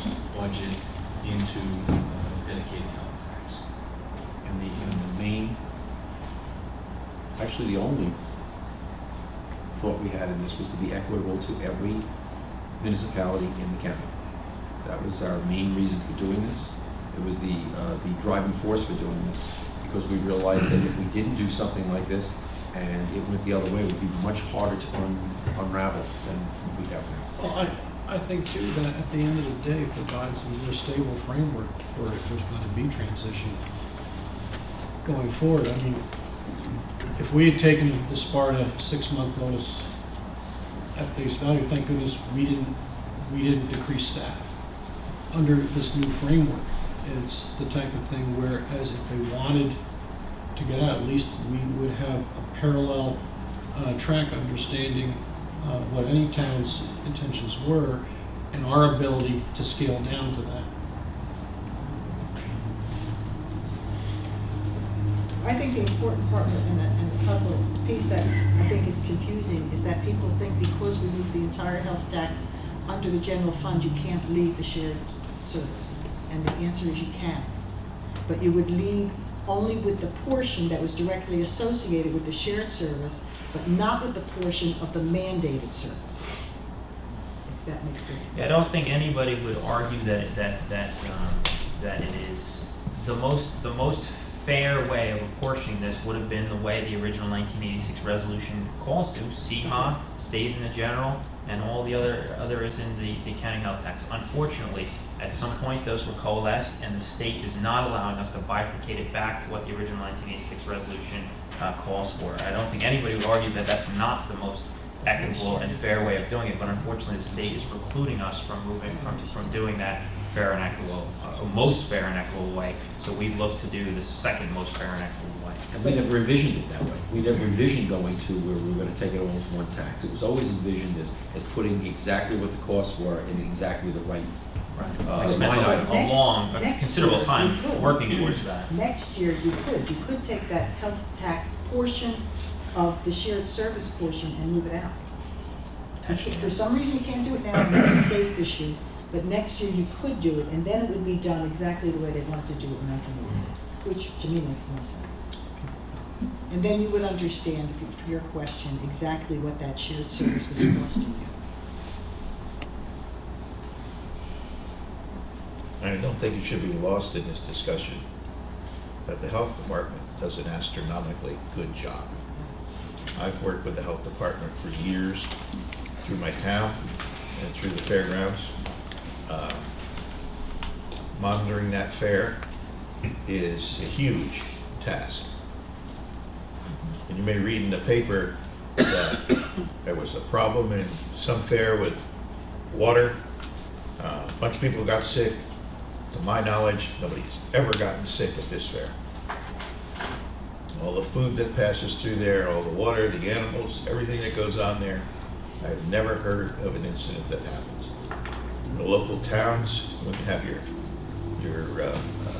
events with street fairs and Stillwater Day, Freedom Day, Sparta Day, whatever, well, you've got hundreds of children running around, food all over the place. Health department's there and on top of it. They tell you what you can do, what you can't do. They're professional about it. They're good leaders. They're good teachers. And that shouldn't be lost in this conversation. It's a great department. And we made some changes last year with Health and Human Services to be able to take advantage of synergies between the Health and Human Services departments so that we can utilize our senior services to better facilitate the health services through our public health nursing. We did this intentionally not to do anything other than to create a synergy. That's the main reason we did this, and we were in place on doing that before we were even engaged with the Sparta issue.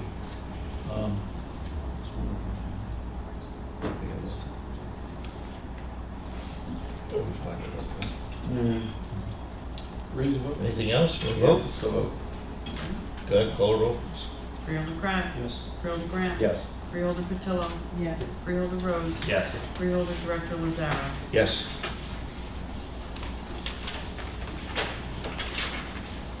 Approval of the minutes, regular meeting April 12th, 2017, regular meeting April 20th, 2017, and regular meeting April 26th, 2017. Do I have a motion? So moved. Second. I have a motion. Who made the motion? Freeholder Crab, second. Freeholder Graham. Is there discussion? Seeing none, all in favor? Aye. Opposed? Motion's carried. Now we have no appointments or resignations. Resolution A, providing temporary closure of County Route 645 in Sanderston Township. Do I have a motion? Second. Is there a second? This is a local event, closing the road for temporary during the day. All in favor? Opposed? Is it the tractor? What? Is it the tractor? It might be. The gobble hobble. What is it? Gobble hobble. Oh, the gobble. Gobble hobble, okay. So, there's two of them up there, I wasn't sure which one it was. Carl put this in. Yeah, I'll be there. Awards of contracts, change orders and bids. Awards of contract, resolution re-awarding contract extension through the competitive contracting process to the Center for Prevention and Counseling for Comprehensive Juvenile Substance Abuse and Treatment Program. This is a renewal of a grant that's been going on for the last 3 years. Resolution re-awarding contract extension through the competitive contracting process for the Center for Evaluation and Counseling for Comprehensive Court Referral Program, and that's the same thing that's been going on, a renewal grant. Resolution re the authorization for the freeholder director to execute a contract for calendar year 2017 on behalf of the County of Sussex for the Sussex County Municipal Utilities Authority for the provision of transportation services. That's for our bus routes. Resolution re-awards of contract for bituminous concrete, aggregates, and broken stone for the County of Sussex Division of Public Works, 2017 to 2018. Do I have a motion? So moved. I'll second. I have a second, and a motion by Freeholder Crab, a second by Freeholder Rose.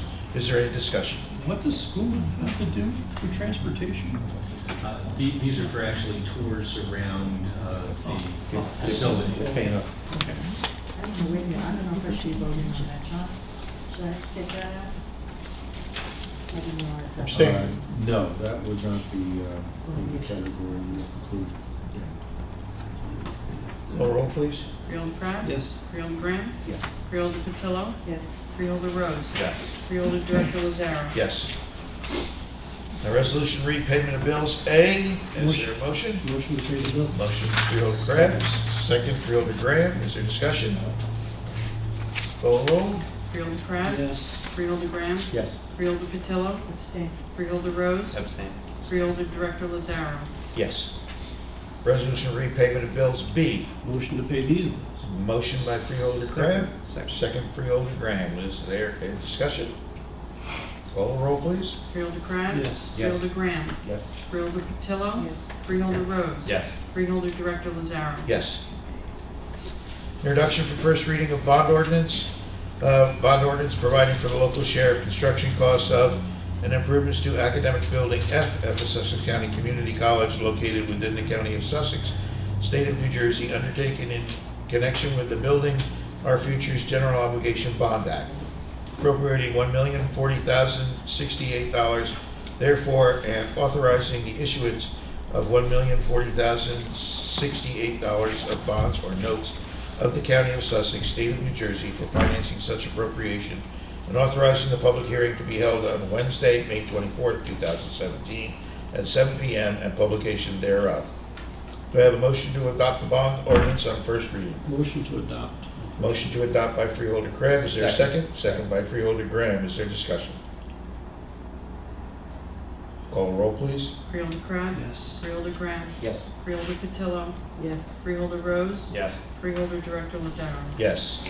Motion to authorize the clerk to advertise this bond ordinance as introduced for first reading, and also post same on the bulletin board in the lobby of the County Administrative Center, together with a notice of public hearing, stating that a hearing will be held on May 24th, 2017, at 7 p.m. prior to final adoption of this bond ordinance. So moved. Is it a motion, please? Second that. Is there discussion? All in favor? Aye. Motion opposed? Motion's carried. Personnel, do we have any personnel? Motion to approve the personnel agenda. Motion to approve personnel, is there a second? Second. Second Freeholder Graham, is there discussion? All in favor? Aye. Opposed? Motion's carried. Administrative report? Yes, thank you, Freeholder Director.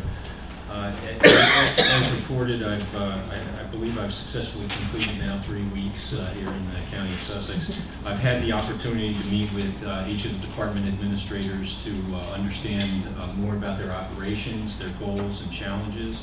I've also met with the constitutional officers and the president of Sussex County Community College. I enjoyed having the chance to speak with them and learn more about their operations. I've also met with the county's risk manager and health benefits broker.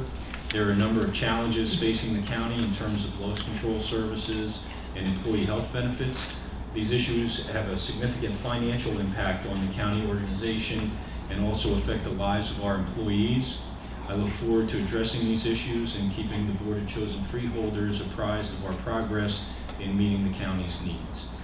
As I've already indicated, I had the opportunity to meet earlier this week with representatives from Sparta Township to continue to address the ongoing concerns relative to the public health services being rendered to the township by Sussex County.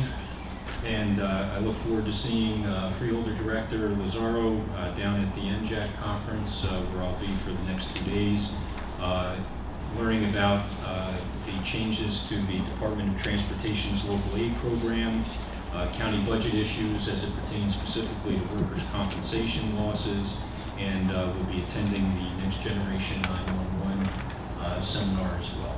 So that concludes my report. Thank you. Thank you, sir. Stick around for another 3 weeks, wait. 3 weeks at a time. County Council? Nothing to report, thank you. Nothing to report. Good. Unfinished business? None? New business? Public session from the floor. Do I have a motion? Motion to What? open. I'll second. Motion open. A motion by Freeholder Crab, second by Freeholder Rose. Is there discussion? All in favor? Aye. Motion is carried. Please note everyone is asked to keep their comments to 5 minutes or less. Please state your name, spell your last name, and state your municipal residency. Floor is open. Motion to close? Second. Wait, unfortunately, I'm sorry. That's great. it's okay. Gil Gates, Sparta, New Jersey. I just got a couple questions. Freeholder, you said that now it's all going to be going, all the help is going into the general fund, basically the general tax, correct? Your health is moving over now to the general tax fund, correct? The health Everything tax is is- moving into the general fund. Correct. Wasn't that going to be a 2-year plan though? Because you were talking about how there's certain parts that you have to take care of by state law. Right, Correct? yes. You were going to move that over into the general fund this year, and then next year you're going to move the rest of the health into the general fund. And that's not what I'm mistaken. This is a 2-year program. That's what the state's. That's what the state The is. state stopped. Yeah, then the state stopped it. Right. But it was going It to was. all eventually end up in the general fund. That's correct. Correct? No, I don't think that's. That's not what we were. No, there was some discussion as to that, but initially, I this I year, heard at a meeting that it was a 2-year program. You're just basically accelerating that 2-year program. No. it was, the second year was not decided, there was discussion There about was that. discussion about it. I've heard it in public. It was a discussion, correct? It's discussed in public, yeah. Okay. Second, next year, if I'm not mistaken, I heard if we want to opt out of certain points, certain parts of the health program, we can petition the county next year to say, hey, this part of the health, we feel we can get a better service if we do it ourselves. Can we petition the county to say, let us get a credit by the taxes because we feel we can do this better in the health ourselves? Certainly can petition. Before we answer that as board, I think that's something that we are, right now, we're in negotiations or discussions between Okay. administrator and administrator. I think to be careful about Yeah. what we may say here, that may not. The question is, can they petition? And of course, yes, under New Jersey Constitution, they can petition. I know, I'm but not I think talking we have to about qualify going what we're forward. I talking want about. to bring a plan, maybe next year. Now I'm finding out I can't do it this year, but next year saying, hey, this part of it, we feel we can do better. I just want to make sure, Mr. Mayor, Yes. that the answers that you get are absolutely valid, that you don't go back and say, well, you did say that before. Let's just make sure, Mr. Poff and Mr. Close and Okay. yourself, whatever, it is, make sure you get exactly the answer that you need that's absolutely valid. Okay. Okay, that's why I'm being quiet. I just heard. We just Yeah. said that here. Right. I just heard it sitting right there. Right, That because we when I got can, when I we got the might be call- able to look at certain sections that we can petition you people and say, okay, Sparta wants to pay for this. Mayor. Because we want to get better services. If I can be clear, Okay? and I'm only going to speak to what I said. Okay? What was contemplated is if a local entity wanted to provide for its own public health services, that opportunity may present itself if the freeholders consent to that. I did not say. I did not. Freehold Patello said it Okay. before. Well, I'm telling you what I Okay. said, and I want to be clear. That's why I'm here asking that That's question. right, I want to Okay. be clear. It's not a portion of those local public health services. Okay? The county, and I hate to beat this to death, the county has its responsibilities under CHA for 100%. And For Sparta pollution- never said we would not pay for pollution that. control and emergency response. Mhm. The other component piece is local public health services. If it was determined that you wanted to provide for your own local public health services, then that could be petitioned to, that request could be made of the freeholder board Okay. for you to provide. I do, but I want to be clear, it's not a portion of those public health services, it's The those entire portion. public health Yes, services. I agree with, yes. I just want to make sure Well, we're no, I'm clear. only talking the part that The is non-state mandated. Yes, the That's the local one. public health services that might otherwise be provided by a municipality, not portions of those local public health services Right. to be provided. by I this agree with body. you, that's what I Okay. mean. I want to make sure, because that's not what I was Yes, hearing. no, okay, Right. yes. Thank you. The mandated part, I'm not even thinking of. I know we have to pay for that and you have to supply it to us. I'm talking about the second part, which is but that we could work together if we feel we can get a better service using our own people. Okay? And I just want to bring this up. I'm not here to go tit and tat. Okay? Leo Lazaro, you are very passionate about 911. A year and a half ago, Sparta came to county because our health service were going downhill and downhill. And as a council member, every week somebody called me up and said, we used to have this and we didn't have this. My job as a council is to make sure we get the best services, the least expensive price. The way you feel about 911, a year and a half is the way the council felt. We wanted better service. We didn't have the service and we were paying for it. So we felt like you feel right now. A year and a half ago, if we got some answers or people that even respond to our requests, we wouldn't be here today. I mean, I remember I understand that. Freeholder Patello and myself out in that hallway figuring out how we can get better health service or leave. Because that's all we wanted and we didn't get a response. And I hear up there, Sparta, Sparta, Sparta. Guess what? We shouldn't have been here. Last week you said we shot right across the bow. This has been going on for a year and a half. That's not shooting across the bow. My concern, Mayor, was that you issued that letter for 6 months. We had that letter you had that letter for 6 months and you didn't get a response. It's just fortunate that we didn't scale down operations to meet what the face of that letter said. All you had to do was respond and we could talk about it. We didn't even get a response. Well, there's little we can do about what wasn't done 100%. and We what's wanna done work in the together, past. but I'm sitting What I here would like to listening to see is Sparta, for us Sparta, to Sparta. move ahead in a positive fashion. We had a great moving meeting, didn't forward. we? We didn't have a We great can do meeting? that, everybody will end up I with hope you invite everything me back. that they need. I had so much respect for that meeting because we talked about it and we got it all off the table and we went forward. And I'll say that to the public, we had a great meeting. I think you felt the same way. Very productive. There was something sitting here and I'm listening to it. All I hear is about Sparta. You know, go forward and let's get the good services for everybody in each town working together. We're shared services. We agree. There might some things we can do better, and might some things you have to mandate, but you might be able to do better. But let's have the conversation. We waited weeks and weeks for a meeting. You were supposed to come back to a meeting after 4 weeks, came back 7 weeks later. You were at the meeting. I'm not going, that's it, okay? Let's go forward. That's all I'm asking as a councilman. And let's not hear about Sparta this up here. That's what I appreciate. Thank you. Okay? Thank you. Thank you, sir. Anyone else? Good evening, everyone. Just taking a minute of your time. My name is Patrick Kavanaugh.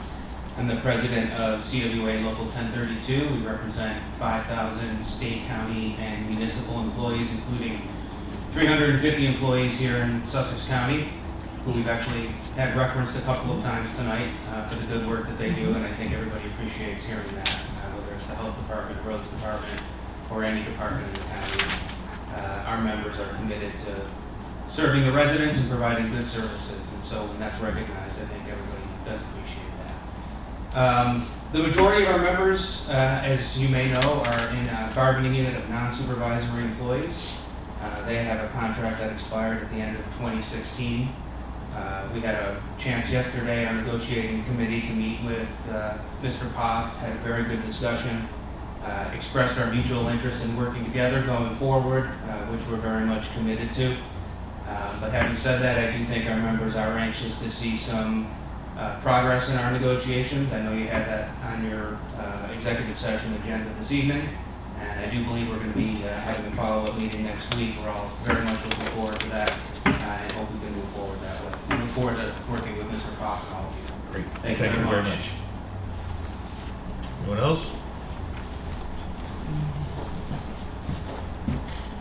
Good evening, I'm Ken Collins, C-O-L-L-I-N-S from Andover. And I'm here tonight because we're about to raise property taxes in the county. And I'm here because the less fortunate people in our community are being harmed by your tax hikes. Seniors, people on fixed incomes, the less fortunate in our community, struggling single parents, and just regular folks who are trying to make ends meet can't afford the Board of Chosen Freeholders annual tax increases anymore. property taxes are too high. We all claim to be conservatives, but yet every year the board of chosen freeholders raises property taxes. At the last meeting, I questioned up to 30.65% salary increases that took place at the county prosecutor's office, whose budget increased 7.2% in 1 year, while crime rates went down, according to statistics just released. How can you justify those increases in pay while simultaneously raising property taxes on our citizens? That's one question. Another question I had was pertaining to the solar build out. At the last meeting, you indicated that we're storing 70 pallets of surplus materials from the solar build out that the county does not own. And we're paying $10,000 a year to store those 70 pallets worth of material that the county doesn't own, so it can't be sold off. So why is the county paying for storage $10,000 a year if it does not own the materials that are being stored? And for how many years are we stuck with this arrangement? Lastly, it's my understanding that there is money coming into the county sheriff's department from foreclosure proceedings, which I've illustrated to you. I submitted 16 pages of foreclosures from the Sunday Herald last time. The sheriff's sales are bringing in cash to the county. How much money has the county realized during the last year from these foreclosures, and what is the county doing with that money? Where is it going? And finally, I urge you, again, for the good of our county, to stop the exodus, stop people from leaving, and increase home ownership in our county, not to raise the property taxes like you plan to do very shortly. Thank you very much, and I appreciate answers to those questions. Can I just raise one thing? We just allocated $1,040,000 to the county college. Was that a mistake? I don't know. Because the point, and they're even talking to us about building a radio station there. Is that something that we should allocate money to? I'm not sure. That's not my decision to make. Okay, well, we don't have that luxury. All right, and I understand, you know, I would love to be blue sky and say that we should decrease taxes. I'm with you 100%. But we don't have that luxury just to flip a switch to do that. There's other factors that we're dealing with here on a myriad of facets. Just so you know. Just so you know, people can't afford you raising taxes every single year like you've done every year this century. It has to stop somewhere. Yeah, I recommend you reduce our taxes and stop raising them. I wish it was that simple. Thank you. I wish it was too. How you guys doing? My name is Charles Zilon from Byram, IULO. I just started you guys saying you're raising taxes, right? And you're making decisions. What have the decisions gotten that you've been doing for so long? Have we gotten anywhere? Is foreclosures up? Taxes are up? Foreclosures are up? And Mr. Collins is saying people are leaving the county, you can't afford to be here. So the decisions you're making, which you guys are in charge, making decisions, are not leading to good results. Plain and simple. Recommendations. I can pick through your budget, so I'm sure you can find. Like we have, right? Listen, if you're asking me to make recommendations, this is not my job to do it. I can do it, and I guarantee you if I went through your budget, I'd find plenty of money I can pull out and you can save the taxpayers. It goes from, you're doubled over what, like 15 years? Taxes? Did we? I don't know. It's close to. You don't know? I don't know. You're right, I don't know. But has it gone up significantly? I can tell you there's a lot of foreclosures on my street. There's a lot of people leaving here. I tell you, I walk the whole strip of Spring Street or Main Street in Newton, and there's a ton of storefronts that are up for business. There's no opportunity, and no one's coming in here. Been doing this for 9 years. Okay, so that's 9 years too long. Doing this for 9 years. 20 years. The due Plain and diligence. simple, No, sir. too long. No, sir. I've been here, my family's been here for That's a broad brush. 72 years. It's the. I've never seen it this bad. I'm not that old, obviously. I I'm a young know man, you've but gotten- I've never seen it that I know old. you've gotten active over the last I 4 have. weeks. You're It's right. not fair to read the cliff notes and attack a person's character. I'm not attacking anyone's I character. believe you are. Sir, I'm just telling you right now, I'm not attacking anyone's character. So what I can see with my eyes and my glasses on or off is that the conditions on the ground in this county have gotten worse. And And I don't think anyone here can tell you, or look at me straight in the eye and say that's not the case. And what I'm saying is you guys are steering the ship here, and you guys are the bosses, you guys are running the show. And I think what the people need to have is someone that's actually steering it in the right direction. Do you think that's been lost on us? What's that? Everything that you've said. I'm sure it's hitting home, but I'm saying, No, do you the proof think is in that the it's pudding. been lost on The us? proof is in the pudding here. If the results aren't there, then that's what it is. So I know, if I offend you in any way, No, and I'm not at saying all, we're not at all. doing a great job, then that's the We case. don't have the luxury to be so broad brush. Sure. If Okay. you're gonna make a statement regarding you're gonna find plenty of money, and you're talking, you're standing there, I Sure. take you at face value, Good. the budget's on the line. I know. I've gone through. I Go will. on there. But look, we're all property owners. Understood. We've all put our kids through our school. Well, I appreciate you Some trying most of to us play put game. kids through school. I appreciate you guys. I appreciate you trying to like play game with that. And I will go through It's the not budget. And I will playing make game. some. I will make Not some playing game. I'm recommendations. challenging to you. it. I'm challenging you. I know lately you've taken a lot of, I have. they said I a lot will of things accept- out I will there. accept the So challenge. stand up and do the work. I will, appreciate that. Okay, thank you. All I'm just gonna say on a closing note or closing statement is like I just said, for anyone that can see in the county right now, the situation, it's not gotten better, it's gotten worse. I don't see any way to get out of it. They're asking you, there's a ton of people that are asking you guys to dig into this problem, figure out some solutions, and put this boat back on the right course, because, I mean, I don't really see it. Thank you very much for your time, Mr. Pop. Good luck with whatever you're gonna be doing in council and government. I hope we get some results. Thank you very much. Thank you.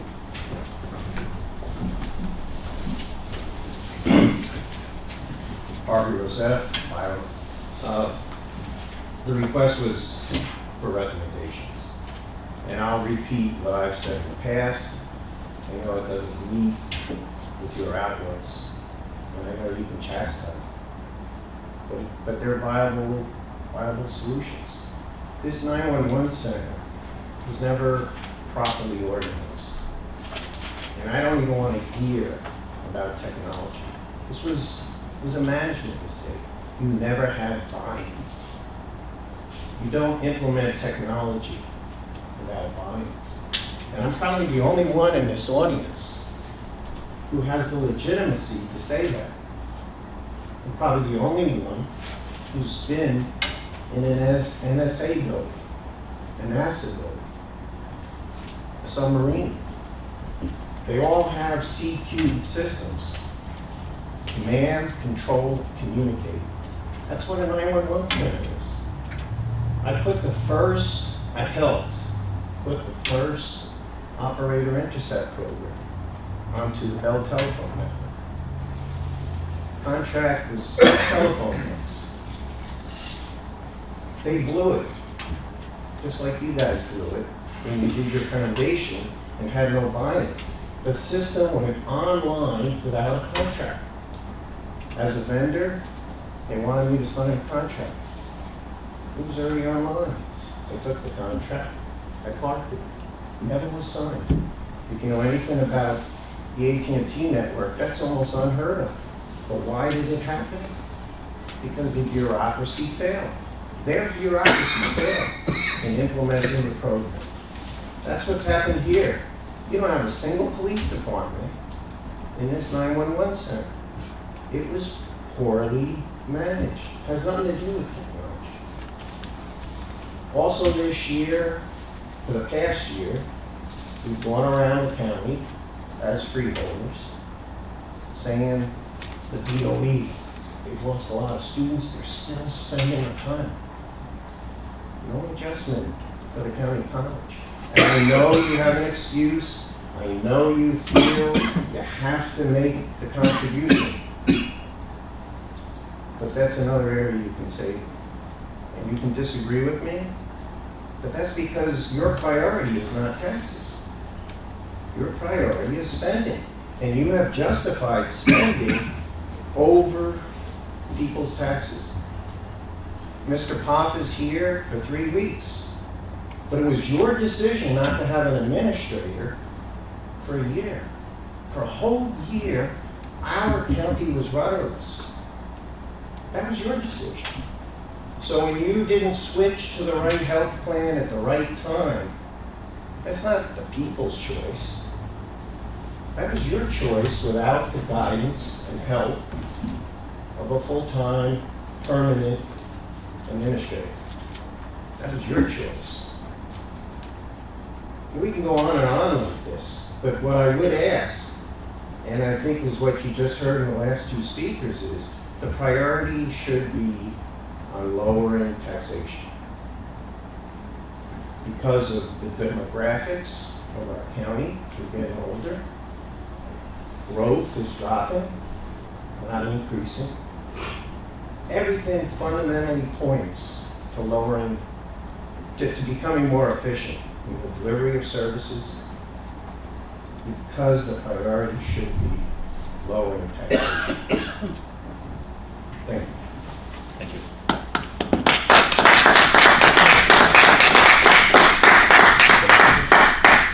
Anybody else? Motion to close. Motion to close, is there a second? Second. All in favor? Aye. Aye. Aye. Public session's closed.